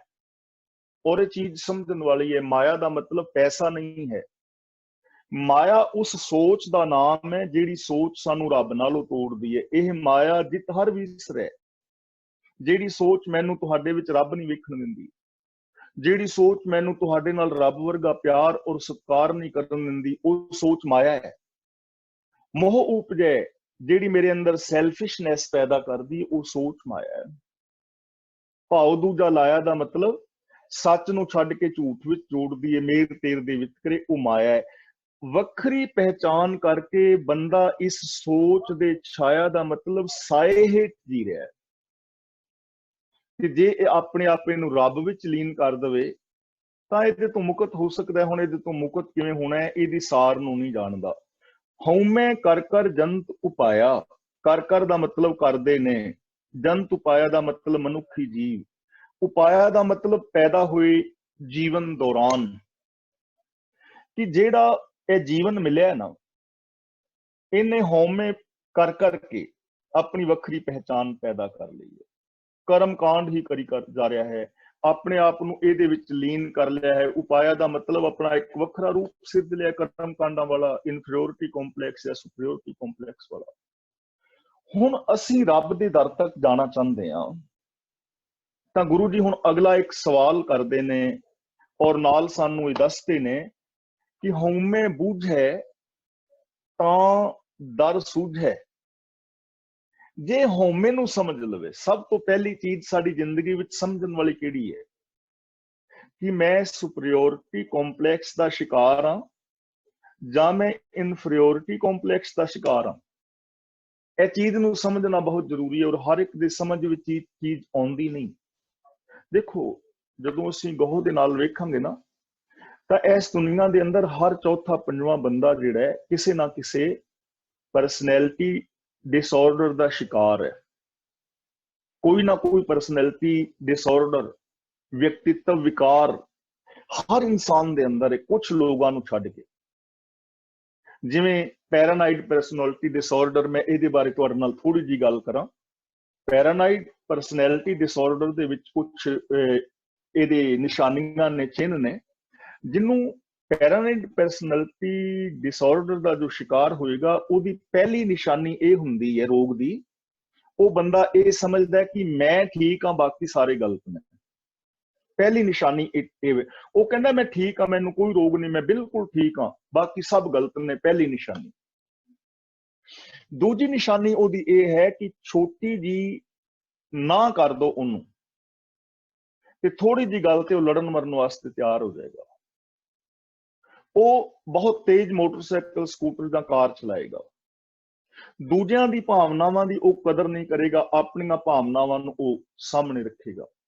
ਦੂਜੇ ਦੇ ਵਿਚਾਰਾਂ ਨੂੰ ਉਹ ਤੁੱਛ ਸਮਝੇਗਾ ਔਰ ਨਿੱਕੀ ਦੀ ਗੱਲ ਤੇ ਕਿਸੇ ਨਾਲ ਮਿੱਤਰਤਾ ਕਰ ਲਵੇਗਾ ਤੇ ਇੱਕ ਪਲ ਦੇ ਅੰਦਰ ਮਿੱਤਰਤਾ ਨੂੰ ਤੋੜ ਦੇਵੇਗਾ। ਇਹ ਦੋਸ਼ ਨੇ, ਰੋਗ ਹੈ। ਇਹਨਾਂ ਰੋਗਾਂ ਦਾ ਇਲਾਜ ਹੋ ਸਕਦਾ ਹੈ ਕਾਉਂਸਲਿੰਗ ਦੇ ਨਾਲ, ਤੇ ਜੇ ਕਾਉਂਸਲਿੰਗ ਨਾਲ ਨਾ ਹੋਏ, ਬਹੁਤ ਡੀਪ ਤੇ ਚੀਜ਼ ਚਲੀ ਗਈ ਹੋਵੇ, ਤਾਂ ਫਿਰ ਇਹਦੇ ਵਾਸਤੇ ਅੱਜ ਕੱਲ ਦਵਾਈਆਂ ਵੀ ਮਿਲ ਜਾਂਦੀਆਂ ਨੇ। ਉਹ ਵੇਖਣਾ ਪਵੇਗਾ ਕਿ ਇਹ ਜਿਹੜੀ ਕਿ ਇਹਦਾ ਕਾਰਨ ਕੀ ਹੈ, ਰੋਗ ਦਾ ਕਾਰਨ ਕੀ ਹੈ, ਕਿਉਂਕਿ 2-3 ਕਾਰਨ ਨੇ। ਇੱਕ ਜੈਵਿਕ ਕਾਰਨ ਜੋ ਪਿਤਾ ਪੁਰਖ ਹੀ ਆ ਜਾਂਦਾ ਹੈ, ਦੂਜਾ ਹੈ ਸੋਸ਼ਲ ਲਾਈਫ ਰਾਹੀਂ ਸਮਾਜ ਵਿੱਚੋਂ ਆਏ ਹੋਏ, ਤੇ ਤੀਜਾ ਹੈ ਸਾਡੇ ਦਿਮਾਗ ਦੇ ਅੰਦਰ ਜੋ ਕੈਮੀਕਲ ਨੇ ਇੰਬੈਲੈਂਸ ਹੋ ਜਾਣ। ਜਦੋਂ ਕੈਮੀਕਲ ਇੰਬੈਲੈਂਸ ਹੁੰਦੇ ਨੇ ਤਾਂ ਕਈ ਬੰਦੇ ਦੇ ਅੰਦਰ ਹੀਨ ਭਾਵਨਾ ਆ ਜਾਂਦੀ ਹੈ, ਡਰ ਪੈਦਾ ਹੋ ਜਾਂਦਾ ਹੈ। ਤੇ ਕਈ ਲੋਕਾਂ ਨੂੰ ਤੁਸੀਂ ਵੇਖਿਆ ਹੋਵੇਗਾ ਉਹ ਬੇਮਤਲਬ ਹੀ ਖੁਸ਼ ਹੋਈ ਜਾਂਦੇ ਨੇ, ਤਾਂ ਉਹ ਕੈਮੀਕਲ ਇੰਬੈਲੈਂਸ ਹੋਣ ਦੇ ਨਾਲ ਜਾਂ ਤਾਂ ਉਹ ਬੇਮਤਲਬ ਹੀ ਐਵੇਂ ਖੁਸ਼ ਹੋਈ ਜਾਏਗਾ ਜਾਂ ਫਿਰ ਨੈਗੇਟਿਵ ਦੇ ਵਿੱਚ ਚਲਾ ਜਾਏਗਾ। ਅੱਜ ਕੱਲ ਇਹਨਾਂ ਚੀਜ਼ਾਂ ਦੀਆਂ ਦਵਾਈਆਂ ਮਿਲ ਜਾਂਦੀਆਂ ਨੇ। ਦਵਾਈ ਕਿਸ ਨੂੰ ਦੇਣੀ ਹੈ, ਇਹ ਕੋਈ ਸਾਈਕੈਟ੍ਰਿਕ ਜੋ ਸਪੈਸ਼ਲਿਸਟ ਬੰਦਾ ਹੈ ਉਹੀ ਡਿਸਾਈਡ ਕਰੇਗਾ। ਤੇ ਜਿਹੜੇ ਸਾਈਕੋਲੋਜਿਸਟ ਨੇ ਜਾਂ ਸਾਈਕੋਥੈਰੇਪਿਸਟ ਨੇ, ਜਿਹੜੇ ਚੰਗੇ ਕਾਉਂਸਲਿੰਗ ਕਰਨ ਵਾਲੇ ਨੇ, ਉਹ ਲੋਕ ਕਾਉਂਸਲਿੰਗ ਵੀ ਕਰ ਸਕਦੇ ਨੇ। ਜੇ ਇਸ ਬਾਰੇ ਦਾਸ ਦੀ ਸਲਾਹ ਲੈਣੀ ਹੋਵੇ ਤਾਂ ਥੋੜੀ ਬਹੁਤੀ ਮੈਂ ਵੀ ਆਪ ਨੂੰ ਰਾਏ ਦੇ ਸਕਦਾ ਹਾਂ ਕਿਸੇ ਨੂੰ, ਜੇ ਇਹੋ ਜਿਹੀ ਉਹ ਹੁੰਦੀ ਹੈ ਤਾਂ ਗੁਰੂ ਜੀ ਕਹਿੰਦੇ ਨੇ ਸਭ ਤੋਂ ਪਹਿਲੀ ਚੀਜ਼ ਕੀ ਹੈ, ਹਉਮੈ ਬੁਝੈ। ਜੇ ਆਪਣੀ ਹਉ ਨੂੰ ਬੰਦਾ ਸਮਝ ਲਵੇ ਨਾ, ਸਭ ਤੋਂ ਵੱਡੀ ਬਿਮਾਰੀ ਸਾਨੂੰ ਇਹ ਵੀ ਸਾਨੂੰ ਸਾਡੀ ਬਿਮਾਰੀ, ਸੌਰੀ ਮੈਂ ਕਹਿ ਗਿਆ, ਸਾਡੀ ਜੋ ਪ੍ਰੋਬਲਮ ਹੈ, ਬੰਦਾ ਆਪਣੀ ਹਉ ਨੂੰ ਨਹੀਂ ਸਮਝਦਾ ਕਿ ਮੈਂ ਮਾਨਸਿਕ ਤੌਰ ਤੇ ਕਿੱਥੇ ਖੜਾ ਹਾਂ। ਤੁਹਾਡੇ ਬਾਰੇ ਮੈਂ ਆਪਣੇ ਓਪੀਨੀਅਨ ਵਾਧੂ ਦੇ ਦਿਆਂਗਾ, ਤੁਸੀਂ ਮੇਰੇ ਬਾਰੇ ਬਹੁਤ ਕੁਛ ਕਹਿ ਦੋਗੇ ਕਿ ਭਾਈ ਸਾਹਿਬ ਐਵੇਂ ਦੇ ਐਵੇਂ ਦੇ ਐਵੇਂ ਦੇ, ਲੇਕਿਨ ਮੈਂ ਕਿਵੇਂ ਦਾ ਹਾਂ ਇਹ ਬਹੁਤ ਲੋਕ ਘੱਟ ਜਾਣਦੇ ਨੇ ਕਿ ਮੇਰੀ ਮਾਨਸਿਕਤਾ ਕਿੱਥੇ ਖੜੀ ਹੈ, ਬੌਧਿਕ ਤੌਰ ਤੇ ਮੈਂ ਕਿੱਥੇ ਖੜਾ ਹਾਂ, ਵਿਵਹਾਰਿਕ ਤੌਰ ਤੇ ਮੈਂ ਕਿੱਥੇ ਖੜਾ ਹਾਂ। ਸਭ ਤੋਂ ਵੱਡੀ ਬੰਦੇ ਦੀ ਪ੍ਰੋਬਲਮ ਇਹ ਹੈ, ਹਉਮੈ ਬੁਝ ਹੈ। ਜੋ ਇਸ ਆਪਣੀ ਹਉ ਨੂੰ ਬੁੱਝ ਲਵੇ ਕਿ ਮੈਂ ਇਨਫੀਰੀਓਰਿਟੀ ਕੰਪਲੈਕਸ ਦਾ ਸ਼ਿਕਾਰ ਹਾਂ ਤੇ ਜਾਂ ਮੈਂ ਸੁਪਰੀਓਰਿਟੀ ਕੰਪਲੈਕਸ ਦਾ ਸ਼ਿਕਾਰ ਹਾਂ, ਤਾਂ ਦਰ ਸੂਝੇ, ਤਾਂ ਇਹਨੂੰ ਰੱਬ ਦੇ ਦਰ ਸੁਝੇਗਾ, ਤਾਂ ਇਹਨੂੰ ਰੱਬ ਦਾ ਦਰ ਦਿਸੇਗਾ ਕਿ ਰੱਬ ਦਾ ਵੀ ਕੋਈ ਦਰ ਹੈ। ਇਹ ਤੇ ਆਪਣੇ ਵਿੱਚ ਉਲਝਿਆ ਪਿਆ। ਜਾਂ ਹੀਨ ਭਾਵਨਾ ਦਾ ਸ਼ਿਕਾਰ ਜਾਂ ਹੰਕਾਰ ਦਾ ਸ਼ਿਕਾਰ, ਰੱਬ ਤੈਨੂੰ ਦਿਸ ਹੀ ਨਹੀਂ ਰਿਹਾ, ਦੂਜੇ ਤੈਨੂੰ ਦਿਸ ਹੀ ਨਹੀਂ ਰਹੇ। ਮੈਨੂੰ ਤੁਹਾਡੀਆਂ ਭਾਵਨਾਵਾਂ ਤੇ ਦਿਸ ਹੀ ਨਹੀਂ ਰਹੀਆਂ, ਮੈਨੂੰ ਤੇ ਆਪਣੀਆਂ ਭਾਵਨਾਵਾਂ ਦਿਸ ਰਹੀਆਂ ਨੇ, ਕਿਉਂਕਿ ਮੈਂ ਹਉਮੈ ਦਾ ਸ਼ਿਕਾਰ ਹਾਂ। ਗਿਆਨ ਵਿਹੂਣਾ ਕਥ ਕਥ ਲੂਝ ਹੈ। ਇਹ ਅਗਿਆਨੀ ਬੰਦਾ, ਇਹਨੂੰ ਆਪਣੇ ਆਪ ਦਾ ਗਿਆਨ ਨਹੀਂ ਹੈ ਨਾ। ਕਥ ਕਥ ਲੂਝੇ ਦਾ ਮਤਲਬ ਬੋਲੀ ਜਾ ਰਿਹਾ ਹੈ, ਲੁਝ ਰਿਹਾ ਹੈ, ਲੜ ਰਿਹਾ ਹੈ। ਆ ਦੇਖ ਲਓ ਤੁਸੀਂ ਧਾਰਮਿਕ ਦੁਨੀਆ ਵਿੱਚ, ਇਹਨਾਂ ਦੇ ਵਿੱਚੋਂ ਬਹੁਤੇ ਲੋਕ ਜਿਹੜਾ ਸੋਸ਼ਲ ਫੋਬੀਆ ਹੈ ਨਾ, ਉਹਦੇ ਸ਼ਿਕਾਰ ਨੇ। ਕਈ ਲੋਕ ਪੈਰਾਨਾइड ਪਰਸਨੈਲਿਟੀ ਡਿਸਆਰਡਰ ਦੇ ਸ਼ਿਕਾਰ ਨੇ, ਐਂਟੀ ਸੋਸ਼ਲ ਫੋਬੀਆ ਵਗੈਰਾ। ਰੋਗੀ ਨੇ ਲੋਕ, ਮਾਨਸਿਕ ਰੋਗੀ ਨੇ, ਜੋ ਦੂਜਿਆਂ ਦੇ ਨਾਲ ਲੜ ਰਹੇ ਨੇ, ਝਗੜ ਰਹੇ ਨੇ, ਆਪਣੇ ਵਿਚਾਰ ਦੂਜਿਆਂ ਤੇ ਥੋਪ ਰਹੇ ਨੇ, ਸ਼ਿਕਾਰ ਨੇ। ਹਉਮੈ ਬੂਝੈ ਤਾਂ ਦਰ ਸੂਝੈ, ਗਿਆਨ ਵਿਹੂਣਾ ਕਥ ਕਥ ਲੂਝੈ। ਗਿਆਨ ਹੈ ਨਹੀਂ ਆਪਣੇ ਆਪ ਦਾ ਕਿ ਮੈਂ ਕਿੱਥੇ ਖੜਾ ਹਾਂ, ਮੇਰੀ ਵੱਖਰੀ ਸ਼ਖਸੀਅਤ ਜੋ ਹੈ ਉਹ ਕੀ ਬਣੀ ਪਈ ਹੈ, ਮੇਰੀ ਵੱਖਰੀ ਪਹਿਚਾਨ ਕੀ ਹੈ। ਮੈਂ ਇਨਫੀਰੀਓਰਿਟੀ ਕੰਪਲੈਕਸ ਦਾ ਸ਼ਿਕਾਰ ਹਾਂ, ਸੁਪਰੀਓਰਿਟੀ ਕੰਪਲੈਕਸ ਦਾ ਸ਼ਿਕਾਰ ਹਾਂ, ਮੇਰੇ ਅੰਦਰ ਕੋਈ ਪਰਸਨੈਲਿਟੀ ਡਿਸਆਰਡਰ ਤੇ ਨਹੀਂ, ਇਹਦਾ ਗਿਆਨ ਨਹੀਂ ਹੈ, ਲੇਕਿਨ ਕਥ ਕਥ ਕੇ ਲੁਝ ਰਿਹਾ ਹੈ, ਲੜਾਈਆਂ, ਦੰਗੇ ਫਸਾਦ, ਕਮਲਾ ਹੋਇਆ ਫਿਰਦਾ ਹੈ, ਬੰਦਾ ਦੁਖੀ ਹੋ ਰਿਹਾ ਹੈ। ਹੁਣ ਗੁਰੂ ਜੀ ਕਹਿੰਦੇ ਨੇ ਇਹ ਬਣ ਕਿਵੇਂ ਜਾਂਦੀ ਹੈ ਹਉਮੈ। ਨਾਨਕ ਹੁਕਮੀ ਲਿਖੀਐ ਲੇਖ। ਲੇਖ ਦਾ ਮਤਲਬ ਲੇਖਾ, ਜੋ ਅਸੀਂ ਰੋਜ਼ ਕਰਮ ਕਰਦੇ ਹਾਂ, ਜੋ ਅਸੀਂ ਕਲਪਨਾ ਕਰਦੇ ਹਾਂ ਆਪਣੇ ਮਨ ਵਿੱਚ, ਜੋ ਸਾਡੇ ਮਨ ਦੇ ਅੰਦਰ ਵਿਚਾਰ ਪੈਦਾ ਹੁੰਦੇ ਨੇ, ਉਹ ਵਿਚਾਰ ਫਿਰ ਪੱਕੇ ਹੋਈ ਜਾਂਦੇ ਨੇ। ਉਹਨਾਂ ਦਾ ਇੱਕ ਨਿਊਰੋਪਾਥ ਬਣ ਜਾਂਦਾ ਹੈ, ਇੱਕ ਰਾਹ ਬਣ ਜਾਂਦਾ। ਜਿਵੇਂ ਅਸੀਂ ਕਿਸੇ ਪੈਲੀ ਵਿੱਚ ਤੁਰੇ ਤਾਂ ਸਾਡੇ ਪੈਰ ਲੱਗ ਗਏ, ਇੱਕ ਪੈਰ, ਦੂਜਾ, ਤੀਜਾ, ਦੂਜੀ ਵਾਰੀ ਗਏ, ਤੀਜੀ ਵਾਰੀ ਦੂਜਾ ਬੰਦਾ ਲੰਘਿਆ, ਤੀਜਾ ਲੰਘਿਆ, ਚੌਥਾ, ਇੱਕ ਪਗਡੰਡੀ ਬਣ ਗਈ, ਇੱਕ ਰਾਹ ਬਣ ਗਿਆ। ਤੇ ਸਮਾਂ ਆਉਣ ਤੋਂ ਬਾਅਦ ਗਵਰਨਮੈਂਟ ਨੇ ਉੱਥੇ ਪੱਕੀ ਸੜਕ ਬਣਾ ਦਿੱਤੀ, ਪੱਕਾ ਰਾਸਤਾ ਹੀ ਬਣ ਗਿਆ। ਐਵੇਂ ਸਾਡੇ ਮਨ ਦੇ ਅੰਦਰ ਕੋਈ ਵਿਚਾਰ ਆਉਂਦਾ ਹੈ, ਦੁਬਾਰਾ ਵਿਚਾਰ ਆਇਆ, ਤੀਜੀ ਵਾਰੀ ਆਇਆ, ਹੌਲੇ ਹੌਲੇ ਉਹ ਵਿਚਾਰ ਸਾਡਾ ਸੁਭਾਅ ਬਣ ਗਿਆ, ਸਾਡੀ ਆਦਤ ਬਣ ਗਈ। ਇਹਨੂੰ ਕਹਿੰਦੇ ਨੇ ਹੁਕਮੀ ਦਾ ਮਤਲਬ, ਹੁਕਮ ਬਾਰੇ ਆਪ ਨਾਲ ਮੈਂ ਵਿਚਾਰ ਕੀਤੀ ਸੀ। ਹੁਕਮ, ਰਜਾ, ਭਾਣਾ, ਲੇਖ, ਇਹਦਾ ਮਤਲਬ ਸਿਸਟਮ, ਲਾ ਆਫ ਨੇਚਰ। ਇਹਦੇ ਤੋਂ ਕੋਈ ਨਹੀਂ ਬਚ ਸਕਦਾ। ਇੱਕ ਲੇਖ ਲਿਖਿਆ ਜਾਂਦਾ ਹੈ, ਸਾਡਾ ਸੁਭਾਅ ਬਣ ਜਾਂਦਾ ਹੈ, ਸਾਡੀ ਆਦਤ ਬਣ ਜਾਂਦੀ ਹੈ, ਤੇ ਉਸ ਆਦਤ ਮੁਤਾਬਕ ਫਿਰ ਬੰਦਾ ਜੀਵ ਹੀ ਜਾਂਦਾ ਹੈ। ਇਸ ਲਈ ਸਭ ਤੋਂ ਪਹਿਲਾਂ ਬੰਦਾ ਆਦਤਾਂ ਬਣਾਉਂਦਾ ਹੈ, ਫਿਰ ਆਦਤਾਂ ਬੰਦਾ ਨੇ ਕਿ ਬੰਦਾ ਚੰਗਾ ਹੈ ਜਾਂ ਮਾੜਾ ਹੈ, ਉਹ ਸਾਡੀਆਂ ਆਦਤਾਂ ਤੈਅ ਕਰਨਗੀਆਂ। ਇਸ ਲਈ ਕੋਈ ਵੀ ਆਦਤ ਬਣ ਜਾਏ ਕਰਮ, ਉਸ ਤੋਂ ਪਹਿਲਾਂ 1000 ਵਾਰ ਸੋਚੋ ਤੇ ਯਾਦ ਰੱਖਣਾ, ਜਿਹੜੀਆਂ ਆਦਤਾਂ ਸਿੱਖੀਆਂ ਜਾ ਸਕਦੀਆਂ ਨੇ ਉਹਨਾਂ ਨੂੰ ਭੁੱਲਿਆ ਵੀ ਜਾ ਸਕਦਾ ਹੈ। ਜੇ ਭੈੜੀ ਆਦਤ ਅਸੀਂ ਸਿੱਖ ਗਏ ਆ ਨਾ, ਤਾਂ ਚੰਗੀ ਵੀ ਸਿੱਖ ਸਕਦੇ ਹਾਂ। ਉਹਦੇ ਵਾਸਤੇ ਪ੍ਰੈਕਟਿਸ ਕਰਨੀ ਪਵੇਗੀ, ਉਹਦੇ ਵਾਸਤੇ ਸਾਨੂੰ ਕਾਉਂਸਲਿੰਗ ਦੀ ਜ਼ਰੂਰਤ ਹੈ, ਉਹਦੇ ਵਾਸਤੇ ਸਾਨੂੰ ਕੋਈ ਰਾਸਤਾ ਦੱਸੇ ਕਿ ਇਸ ਆਦਤ ਨੂੰ ਕਿਵੇਂ ਬਦਲਿਆ ਜਾ ਸਕਦਾ ਹੈ। ਇਹਦੇ ਲਈ ਸਿਸਟਮ ਕੀ ਹੈ, ਇਹਦੇ ਲਈ ਲਾ ਆਫ ਨੇਚਰ ਕੀ ਹੈ, ਰੱਬੀ ਰਜ਼ਾ ਕੀ ਹੈ, ਸਿਸਟਮ ਕੀ ਹੈ। ਹਰ ਬੰਦਾ ਬਦਲ ਸਕਦਾ ਹੈ, ਆਪਣੇ ਆਪ ਨੂੰ ਬਦਲਣਾ ਵੀ ਲੋਕ ਚਾਹੁੰਦੇ ਨੇ, ਪਰ ਅਸਲ ਪ੍ਰੋਬਲਮ ਹੈ ਕਿ ਉਹਨਾਂ ਨੂੰ ਵਿਚਾਰਿਆਂ ਨੂੰ ਸਹੀ ਸਾਧਨ ਨਹੀਂ ਮਿਲਦੇ। ਸਹੀ ਸਾਧਨ ਨਾ ਮਿਲਣ ਕਰਕੇ ਬੰਦਾ ਗਲਤ ਜੀਵਨ ਜੀਵੀ ਜਾਂਦਾ ਹੈ, ਆਪਣੇ ਆਪ ਦੀ ਉਹ ਪਹਿਚਾਨ ਕਰਦਾ ਨਹੀਂ। ਇਸ ਲਈ ਗੁਰਦੇਵ ਨੇ ਪਾਵਨ ਬਾਣੀ ਦੇ ਅੰਦਰ ਸਾਡੇ ਵਾਸਤੇ ਬਹੁਤ ਜ਼ਰੂਰੀ ਵਚਨ ਕੀਤਾ ਹੈ, ਬੰਦੇ ਖੋਜ ਦਿਲ ਹਰ ਰੋਜ਼, ਨਾ ਫਿਰ ਪਰੇਸ਼ਾਨੀ ਮਾਹੇ। ਤੇਰੀਆਂ ਪਰੇਸ਼ਾਨੀਆਂ ਦਾ ਕਾਰਨ ਇਹ ਹੈ ਕਿ ਤੂੰ ਆਪਣੀ ਖੋਜ ਨਹੀਂ ਕਰਦਾ ਕਿ ਤੇਰੀ ਸ਼ਖਸੀਅਤ ਕੈਸੀ ਬਣਦੀ ਚਲੀ ਜਾ ਰਹੀ ਹੈ, ਤੇਰੇ ਅੰਦਰ ਕਿਹੜੇ ਕਿਹੜੇ ਅਵਗੁਣ ਨੇ, ਕਿਹੜੀਆਂ ਚੀਜ਼ਾਂ ਤੇਰੀ ਸ਼ਖਸੀਅਤ ਦੇ ਵਿਕਾਸ ਦੇ ਅੰਦਰ ਰੋੜਾਂ ਨੇ, ਉਹਨਾਂ ਰੋੜਿਆਂ ਨੂੰ ਕਿਵੇਂ ਪਾਸੇ ਕਰਨਾ ਹੈ। ਤੇਰੇ ਅੰਦਰ ਕਿਹੜੀ ਕਿਹੜੀ ਕੁਆਲਿਟੀਜ਼ ਨੇ, ਉਸ ਕੁਆਲਿਟੀ ਨੂੰ ਤੂੰ ਕਿਵੇਂ ਪਾਣਾ ਹੈ, ਉਹਦੇ ਵਾਸਤੇ ਕੀ ਸਾਧਨ ਨੇ, ਉਹ ਸਾਧਨ ਕਿੱਥੋਂ ਮਿਲਣਗੇ, ਕਿਵੇਂ ਮਿਲਣਗੇ, ਔਰ ਕਿੰਨੇ ਸਮੇਂ ਤੱਕ ਤੂੰ ਉੱਥੇ ਪਹੁੰਚ ਜਾਣਾ ਹੈ। ਇਹਨਾਂ ਚੀਜ਼ਾਂ ਨੂੰ ਖੋਜ, ਇਹਨੂੰ ਕਹਿੰਦੇ ਨੇ ਬੰਦੇ ਖੋਜ ਦਿਲ ਹਰ ਰੋਜ਼। ਪਰ ਪ੍ਰੋਬਲਮ ਕਿੱਥੇ ਆਈ, ਵਿਕਾਸ ਬੰਦੇ ਦਾ ਕਿਉਂ ਨਹੀਂ ਹੋਇਆ ਕਿ ਸਾਨੂੰ ਤੇ ਸਮਾਧੀਆਂ ਲਵਾਤੀਆਂ ਵੀ ਤੁਸੀਂ ਧਿਆਨ ਲਾ ਕੇ ਬਹਿਣਾ, ਇੰਜ ਬੈਠੇ ਰਹੋ, ਬਸ ਦਿਮਾਗ ਨੂੰ ਯੂਜ਼ ਨਹੀਂ ਕਰਨਾ, ਬੈਠੇ ਰਹੋ। ਕਿੰਨੇ ਲੋਕ ਬੈਠੇ ਸਨ ਸਮਾਧੀਆਂ ਲਾ ਕੇ, ਉਹਨਾਂ ਨੂੰ ਗੁਰੂ ਨਾਨਕ ਦੇਵ ਨੇ ਗੁਫਾਵਾਂ ਚੋਂ ਬਾਹਰ ਲਿਆਂਦਾ, ਕੱਢ ਕੇ ਕਹਿਣ ਲੱਗੇ ਇੱਥੇ ਬਾਹਰ ਆਓ, ਜ਼ਿੰਦਗੀ ਜੀਓ। ਤੇ ਜਿਹੜੇ ਪਾਪਾਂ ਵਿੱਚ ਫਸੇ ਸਨ ਉਹਨਾਂ ਨੂੰ ਕਿਹਾ, ਪਿਆਰਿਓ ਸੱਚ ਦੇ ਨਾਲ ਜੁੜੋ, ਸੱਚ ਨੂੰ ਆਧਾਰ ਬਣਾ ਕੇ ਮਨੁੱਖੀ ਫਰਜ਼ਾਂ ਨੂੰ ਪੂਰੀਆਂ ਕਰੋ, ਆਪਣੇ ਆਪ ਨੂੰ ਪਛਾਣੋ। ਤੁਹਾਡੇ ਅੰਦਰ ਬਹੁਤ ਵੱਡੀਆਂ ਸ਼ਕਤੀਆਂ ਨੇ, ਤੁਸੀਂ ਬਹੁਤ ਕੁਝ ਕਰ ਸਕਦੇ ਹੋ, ਤੁਸੀਂ ਬੜੇ ਮਹਾਨ ਹੋ ਸਕਦੇ ਹੋ, ਤੁਸੀਂ ਰੱਬ ਦੇ ਅੰਦਰ ਮਿਲ ਕੇ ਰੱਬ ਵਰਗੇ ਹੋ ਸਕਦੇ ਹੋ। ਹਰ ਬੂੰਦ ਦੇ ਅੰਦਰ ਸੰਭਾਵਨਾ ਹੈ ਕਿ ਉਹ ਸਮੁੰਦਰ ਹੋ ਜਾਏ, ਹੋ ਸਕਦੀ ਹੈ। ਹਰ ਬੰਦੇ ਦੇ ਅੰਦਰ ਸੰਭਾਵਨਾ ਹੈ ਕਿ ਉਹ ਰੱਬ ਹੋ ਜਾਏ, ਪਰ ਸਭ ਤੋਂ ਪਹਿਲਾਂ ਆਪਣੀ ਪਛਾਣ ਕਰੇ ਕਿ ਮੇਰੇ ਅੰਦਰ ਦੋਸ਼ ਕੀ ਹੈ, ਇਨਫੀਰੀਓਰਿਟੀ ਕੰਪਲੈਕਸ ਜਾਂ ਸੁਪਰੀਓਰਿਟੀ ਕੰਪਲੈਕਸ। ਤਾਂ ਗੁਰੂ ਜੀ ਕਹਿੰਦੇ ਨੇ, ਨਾਨਕ ਹੁਕਮੀ ਲਿਖੀਏ ਲੇਖ। ਰੱਬੀ ਰਜ਼ਾ ਦੇ ਅੰਦਰ ਇਹ ਲੇਖ ਲਿਖਿਆ ਜਾਂਦਾ ਹੈ। ਇਹ ਨਹੀਂ ਕਿ ਮੱਥੇ ਤੇ ਪਿੱਛੋਂ ਲਿਖੇ ਹੁੰਦੇ ਨੇ, ਅਸੀਂ ਆਪ ਲਿਖ ਰਹੇ ਹਾਂ, ਆਪ ਅਸੀਂ ਆਪਣੇ ਵਿਚਾਰ ਪੈਦਾ ਕਰ ਰਹੇ ਹਾਂ, ਉਹ ਵਿਚਾਰ ਸਾਡੀਆਂ ਆਦਤਾਂ ਬਣਾ ਰਹੇ ਨੇ।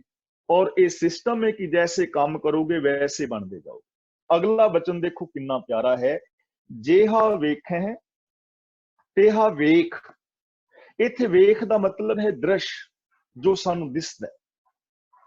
ਜਿਹਾ ਵੇਖਣ ਦਾ ਮਤਲਬ ਜਿਹੋ ਜਿਹਾ ਤੁਸੀਂ ਵੇਖੋਗੇ ਉਹੋ ਜਿਹਾ ਤੁਹਾਨੂੰ ਦਿਸੇਗਾ ਇਹ ਸੰਸਾਰ। ਫਾਰ ਐਗਜ਼ਾਮਪਲ, ਤੁਸੀਂ ਮੇਰੇ ਬਾਰੇ ਆਪਣਾ ਵਿਚਾਰ ਬਣਾ ਲਿਆ ਕਿ ਮੋਹਰ ਸਿੰਘ ਇੱਕ ਬੇਈਮਾਨ ਝੂਠਾ ਫਰੇਬੀ ਬੰਦਾ ਹੈ। ਤੁਹਾਨੂੰ ਕਿਸੇ ਨੇ ਕਹਿ ਦਿੱਤਾ ਕਿ ਮੋਹਰ ਸਿੰਘ ਝੂਠਾ ਫਰੇਬੀ ਬੰਦਾ ਹੈ, ਜਾਂ ਤੁਸੀਂ ਆਪ ਸੋਚ ਲਿਆ। ਹੁਣ ਤੁਹਾਡੇ सबकॉन्शियस ਦੇ ਅੰਦਰ ਇਹ ਚਲਾ ਗਿਆ ਕਿ ਮੋਹਰ ਸਿੰਘ ਇੱਕ ਝੂਠਾ ਫਰੇਬੀ ਬੰਦਾ ਹੈ, ਤੇ ਜਦੋਂ ਮੈਂ ਤੁਹਾਡੇ ਸਾਹਮਣੇ ਆਵਾਂਗਾ ਤੇ ਕਿਵੇਂ ਦਾ ਦਿਸਾਂਗਾ? ਫਰੇਬੀ ਦਿਸਾਂਗਾ, ਝੂਠਾ ਦਿਸਾਂਗਾ, ਕਿਉਂਕਿ ਤੁਸੀਂ ਮੈਨੂੰ ਵੇਖਣਾ ਹੀ ਐਵੇਂ ਦਾ ਚਾਹੁੰਦੇ ਹੋ। ਸ਼ਖਸੀਅਤ ਤੁਸੀਂ ਇਹੋ ਜਿਹੀ ਬਣਾ ਲਈ, ਮੇਰੀ ਇਮੇਜ ਐਵੇਂ ਦੀ ਬਣਾ ਲਈ।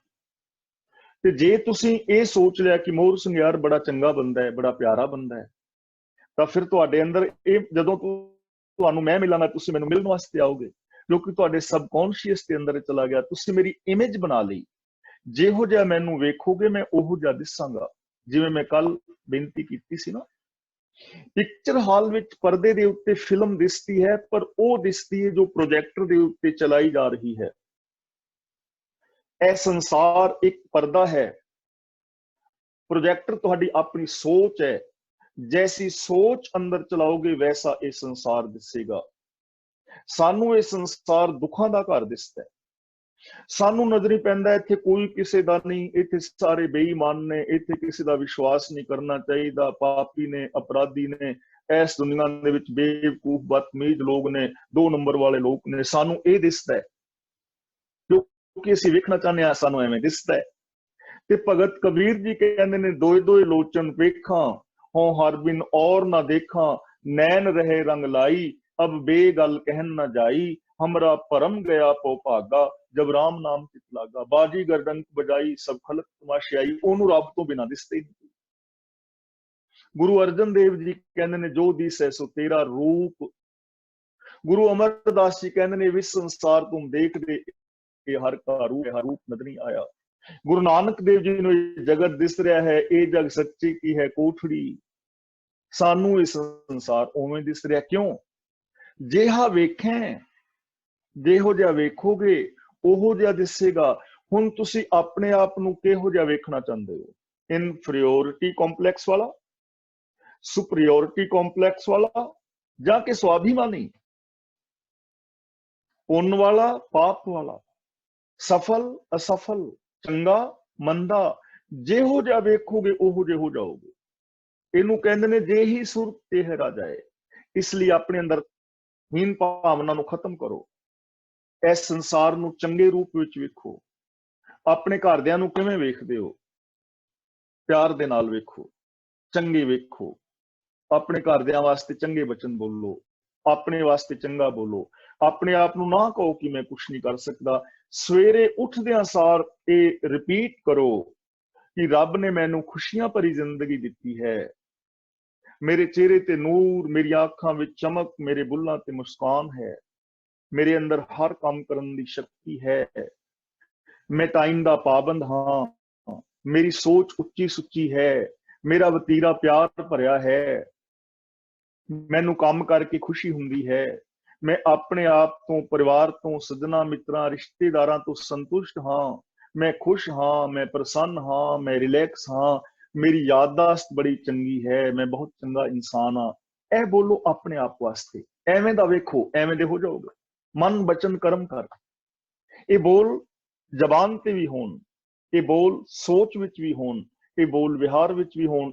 एवें दा वेखोगे, एवें दा हो जाओगे। ते जे एवें दा वेखोगे, हाय मेरे ते गोडे गए, मेरे तो ते तुरिया नहीं जांदा, वेट मेरा वध गया, काम मेरे तो नहीं कीता जांदा, मैनूं ते नूह नहीं पसंद करदी, मैनूं ते सस नहीं पसंद करदी, मैं ते दुनिया ते भार हाँ, मैं कित्थे कामयाब होना, लोक हो गए साडे वास्ते कित्थे, जिन्ना दुखां दा घर है, रब चुक ही लवे, ठीक है। एवें दा वेखोगे, एवें दे हो जाओगे। जिहा वेखें तिहा वेख। इसलिए जरूरत है इस चीज नूं समझण दी कि जिवें दा तुसीं वेखदे हो उवें दा ही तुहानूं इस संसार नजर ही पवेगा। ਤਾਂ ਅੱਜ ਅਸੀਂ ਇੱਥੇ ਹੀ ਵਿਚਾਰ ਨੂੰ ਸਮਾਪਤ ਕਰਾਂਗੇ। ਤਾਂ ਹਉਮੈ ਜਿਹੜੀ ਹੈ ਇਹਦੇ 2 ਰੂਪ ਵਿੰਗੜੇ ਹੋਏ ਨੇ, ਇਨਫੀਰੀਓਰਿਟੀ ਕੰਪਲੈਕਸ ਔਰ ਸੁਪੀਰੀਓਰਿਟੀ ਕੰਪਲੈਕਸ। ਇਹ ਦੋਵੇਂ ਹੀ ਮਾੜੇ ਨੇ। ਸਵਾਭਿਮਾਨੀ ਹੋਣਾ ਅਤਿਅੰਤ ਜ਼ਰੂਰੀ ਹੈ। ਜਿਵੇਂ ਦਾ ਤੁਸੀਂ ਆਪਣਾ ਸਰੂਪ ਬਣਾ ਲੋਗੇ ਉਵੇਂ ਦਾ ਬਣ ਜਾਏਗਾ। ਇਸ ਦੁਨੀਆ ਦੇ ਅੰਦਰ ਹਰ ਇਨਸਾਨ ਦੀ ਵੱਖਰੀ ਪਹਿਚਾਣ ਹੈ, ਵੱਖਰੀ ਪਹਿਚਾਣ ਲੈ ਕੇ ਆ ਰਿਹਾ ਹੈ, ਵੱਖਰੀ ਪਹਿਚਾਣ ਲੈ ਕੇ ਜਾ ਰਿਹਾ ਹੈ, ਵੱਖਰੀ ਪਹਿਚਾਣ ਲੈ ਕੇ ਜੀ ਰਿਹਾ ਹੈ। ਉਹ ਪਹਿਚਾਣ ਤੁਸੀਂ ਚੰਗੀ ਬਣਾਣੀ ਹੈ ਜਾਂ ਮਾੜੀ ਬਣਾਣੀ ਹੈ, ਇਹ ਮੇਰੇ ਤੇ ਔਰ ਤੁਹਾਡੇ ਤੇ डिपेंड करेगा। इसलिए हौमे माड़ी नहीं, ਇਹ ਬਹੁਤ ਚੰਗੀ ਹੈ। ਜੇ ਅਸੀਂ ਇਹਦਾ ਸਹੀ ਯੂਜ਼ ਕਰੀਏ, ਜੇ ਇਹਦਾ ਮਾੜਾ ਯੂਜ਼ ਕਰਾਂਗੇ ਸਾਨੂੰ ਰੋਗੀ ਬਣਾ ਦੇਵੇਗੀ। ਦੋ ਰੋਗ ਨੇ, ਮਾਨਸਿਕ ਰੋਗ ਨੇ, ਇਨਫੀਰੀਓਰਿਟੀ ਔਰ ਸੁਪਰੀਓਰਿਟੀ, ਇਹ ਦੋਵੇਂ ਮਾਨਸਿਕ ਰੋਗ ਨੇ। ਤੇ ਸਵਾਭਿਮਾਨੀ ਹੋ ਕੇ ਜੀਣਾ ਇੱਕ ਨਿਰੋਗ ਮਨੁੱਖ ਦੀ ਨਿਸ਼ਾਨੀ ਹੈ। ਤੇ ਮੈਂ ਅੱਜ ਇਹ ਚੀਜ਼ ਇੱਥੇ ਹੀ ਸਮਾਪਤ ਕਰਦਾ। ਮੇਰੇ ਤੋਂ ਬੋਲਦਿਆਂ ਕਈ ਸਾਰੀਆਂ ਗਲਤੀਆਂ ਹੋਈਆਂ ਹੋਣਗੀਆਂ ਅੱਜ